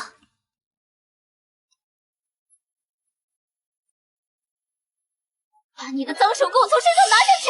小姐，我们也是奉命办事儿，请你不要为难我们。小姐，是柳月儿，还有柳家那2个老嬷嬷。不用管他们，我们继续走。是。表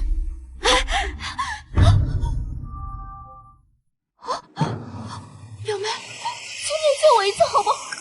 我爹和我娘都疯了，他们说什么也不同意我嫁到侯府，要把我送去庄子上。我不能去，我爹全毁了。既然是舅父舅母让你做的，我这个做晚辈的实在是不好干预。天色不早了，你们还是赶紧将他送回去。若是路上因为什么事耽搁，你们可担不了这个责。是，马上将他带走。宋晓，这次不救，会有报应的。宋晓，走上！保护小姐，快保护小姐！来得好，来得好！老天开眼了，宋晓，报应来了！你们是什么人？你们要做什么？你要敢动我们小姐一分，我们家侯爷不会放过你们的！哼，是吗？那就让我们瞧瞧穆侯是怎么不会让我们过得去的。给我上！小姐，你别担心，只要有奴婢在，奴婢不会让别人伤你一分的。侯爷回来了。小心子君！小姐，你别怪奴婢，奴婢也是被逼无奈。哼，你怎么样？吃信！侯爷！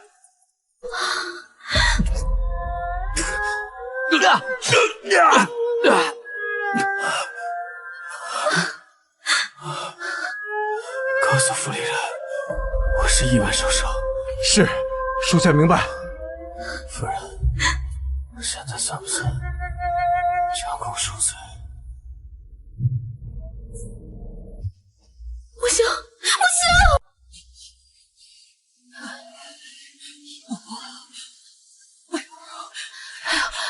老夫人，侯爷和夫人既然天降，一定会风行化吉，不会有事的啊！只要秀儿和小小平安无事，我愿用我一生的寿命跟侯府的一切去换呢。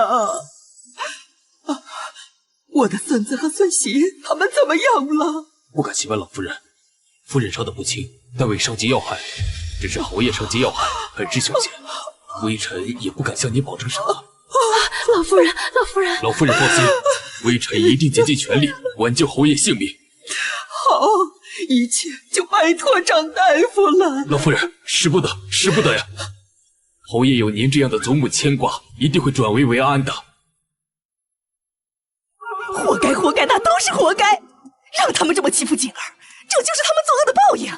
你说，如果穆修死了，那这个侯府不就直接是锦儿的了？大奶奶，小心隔墙有耳。怕什么？老太婆现在全部心思都在穆修那儿了，哪有心思管我这里？我在想，如果穆修就这么死了，那白发人送黑发人，老太婆10有89也就这么过去了。那个时候，整个侯府就都是我和锦儿的了。我的老天爷呀，亡了这么多年，我终于是熬出头来了。哎呀，不行不行，我得赶紧去菩萨跟前好好祷告祷告。如果这次我能够心想事成，我一定给他重塑金身。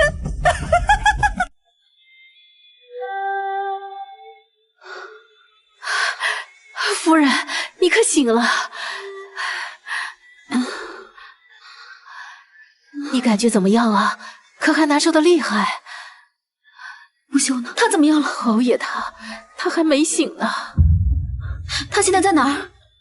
他就在里间。我过去。夫人，慢些。怎么瘦成这个样子？以后慢慢养，一定能养回来。紫娟呢？回夫人，她已被关了起来。为什么这么做，已经给我交代了。她说，是因为继母威胁她这么做的。因为柳氏给他下了毒。我这么做就别想拿到解药，是吗？可真是糊涂，赶上夫人和侯爷，就算是他真的得到解药，也没那个命吃了。嬷嬷，你先出去吧，我想跟他说会儿话。好。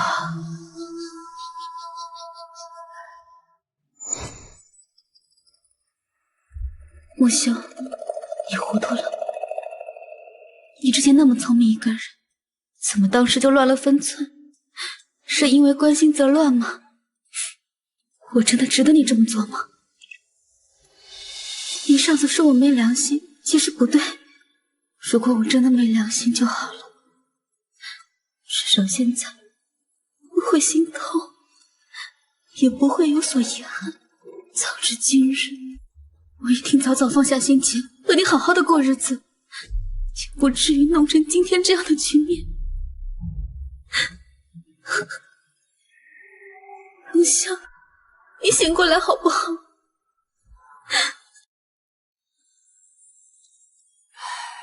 宋晓，有些话我过去不曾跟你说过，但是现在我觉得还是让你知道的好。祖母，您请说。木秀是武家，有时候是要上战场的。木秀曾对我说，如果将来有一日他再奔赴战场，若能荣誉归来，自然是最好。如果有一天战死沙场，他说让我给你一纸和离书，收你为孙女，这样你可以再嫁，而侯府还是你的倚仗。祖母，一辈子那么长，他最盼望的是你的喜乐安康，让你为他守寡，他不忍也不愿。如果这次木秀有个好歹的话，你……祖母，他会醒过来的。就算他没有，我也还是他的妻。反正这辈子都是死，生是如此，死亦是。小小，能遇上他，是我这辈子最大的福气。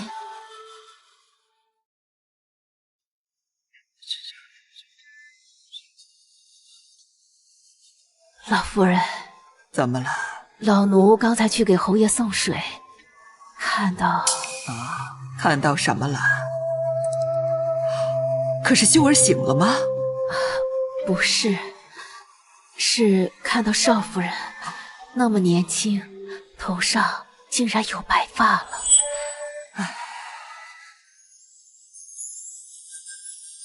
夫君，已经30天了，你准备什么时候醒过来？30天不吃不喝，你已经变丑了。男人变丑也会不值钱的，所以你什么时候醒？你要是再不醒，我可就变心了。夫君，这京城装那么多好儿郎，你说我改嫁给谁好？哪个能比为父好？这是梦吗？这不是梦。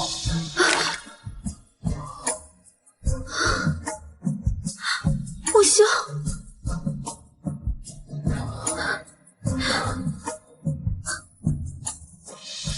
头发怎么白了？大概是因为想你。白首不相离，是吗？白首不相离。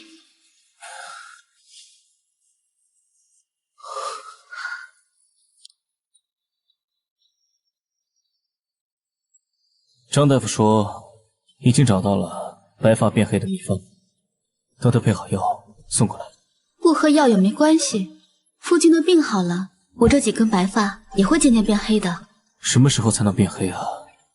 看着心疼。怎么了？之前夫君心疼的时候，可是会掉银子出来的，怎么这一次不见掉了呢？唉，家产都给你了，为何想掉都没得掉？哼！不过你放心，等过几日，我去抄个奸臣的家。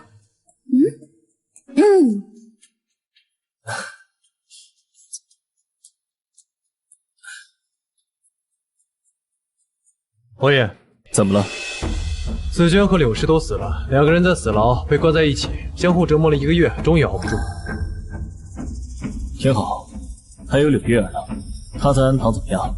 她腹中的孩子没了，她在庙中这1个月，为了回京，整天寻死觅活，为了让柳氏心软，让三公子怜惜，做到最后把自己孩子做没了，还落下了病。听大夫说，她恐怕以后都难以孕育子嗣。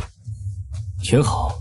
还有少夫人，还有三公子，手下已经派人将他们送回老宅，已经派人严加看守，以后他俩怕是回不了京了。天道轮回，各有各的因果，他们现在是自食恶果，不冤。侯爷说的对。那宋娇呢？柳氏没了，他就没了靠山，没有人给他出谋划策，也没有人为他盘算。他现在在齐家怎么样？回夫人，据属下所知，那个口口声声把她当亲妹妹的齐少夫人，现在最喜欢的就是给她立规矩，折磨她。恐怕她以后的日子应该不太好过。那我与这齐少夫人相比起来，我还是蛮贤惠的嘛。我可是从来没有错谋过侯爷的姨娘。说到这傅姨娘在庄子上养病，养得怎么样了？什么时候能够回来继续伺候侯爷？你少欺为父。夫人，傅姨娘怕是回不来了。为何？傅姨娘在养病期间，在附近出墙了。啊！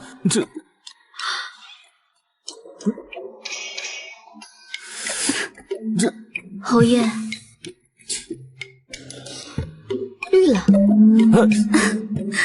我绿了，总比你头发白了好。行了，现在去祖母那儿。祖母说她去观音山算了一卦，我们俩这辈子能有2儿2女。只有2儿2女吗？我怎么算？我有3儿3女，难道我还会再嫁？放屁！你凶我！啊！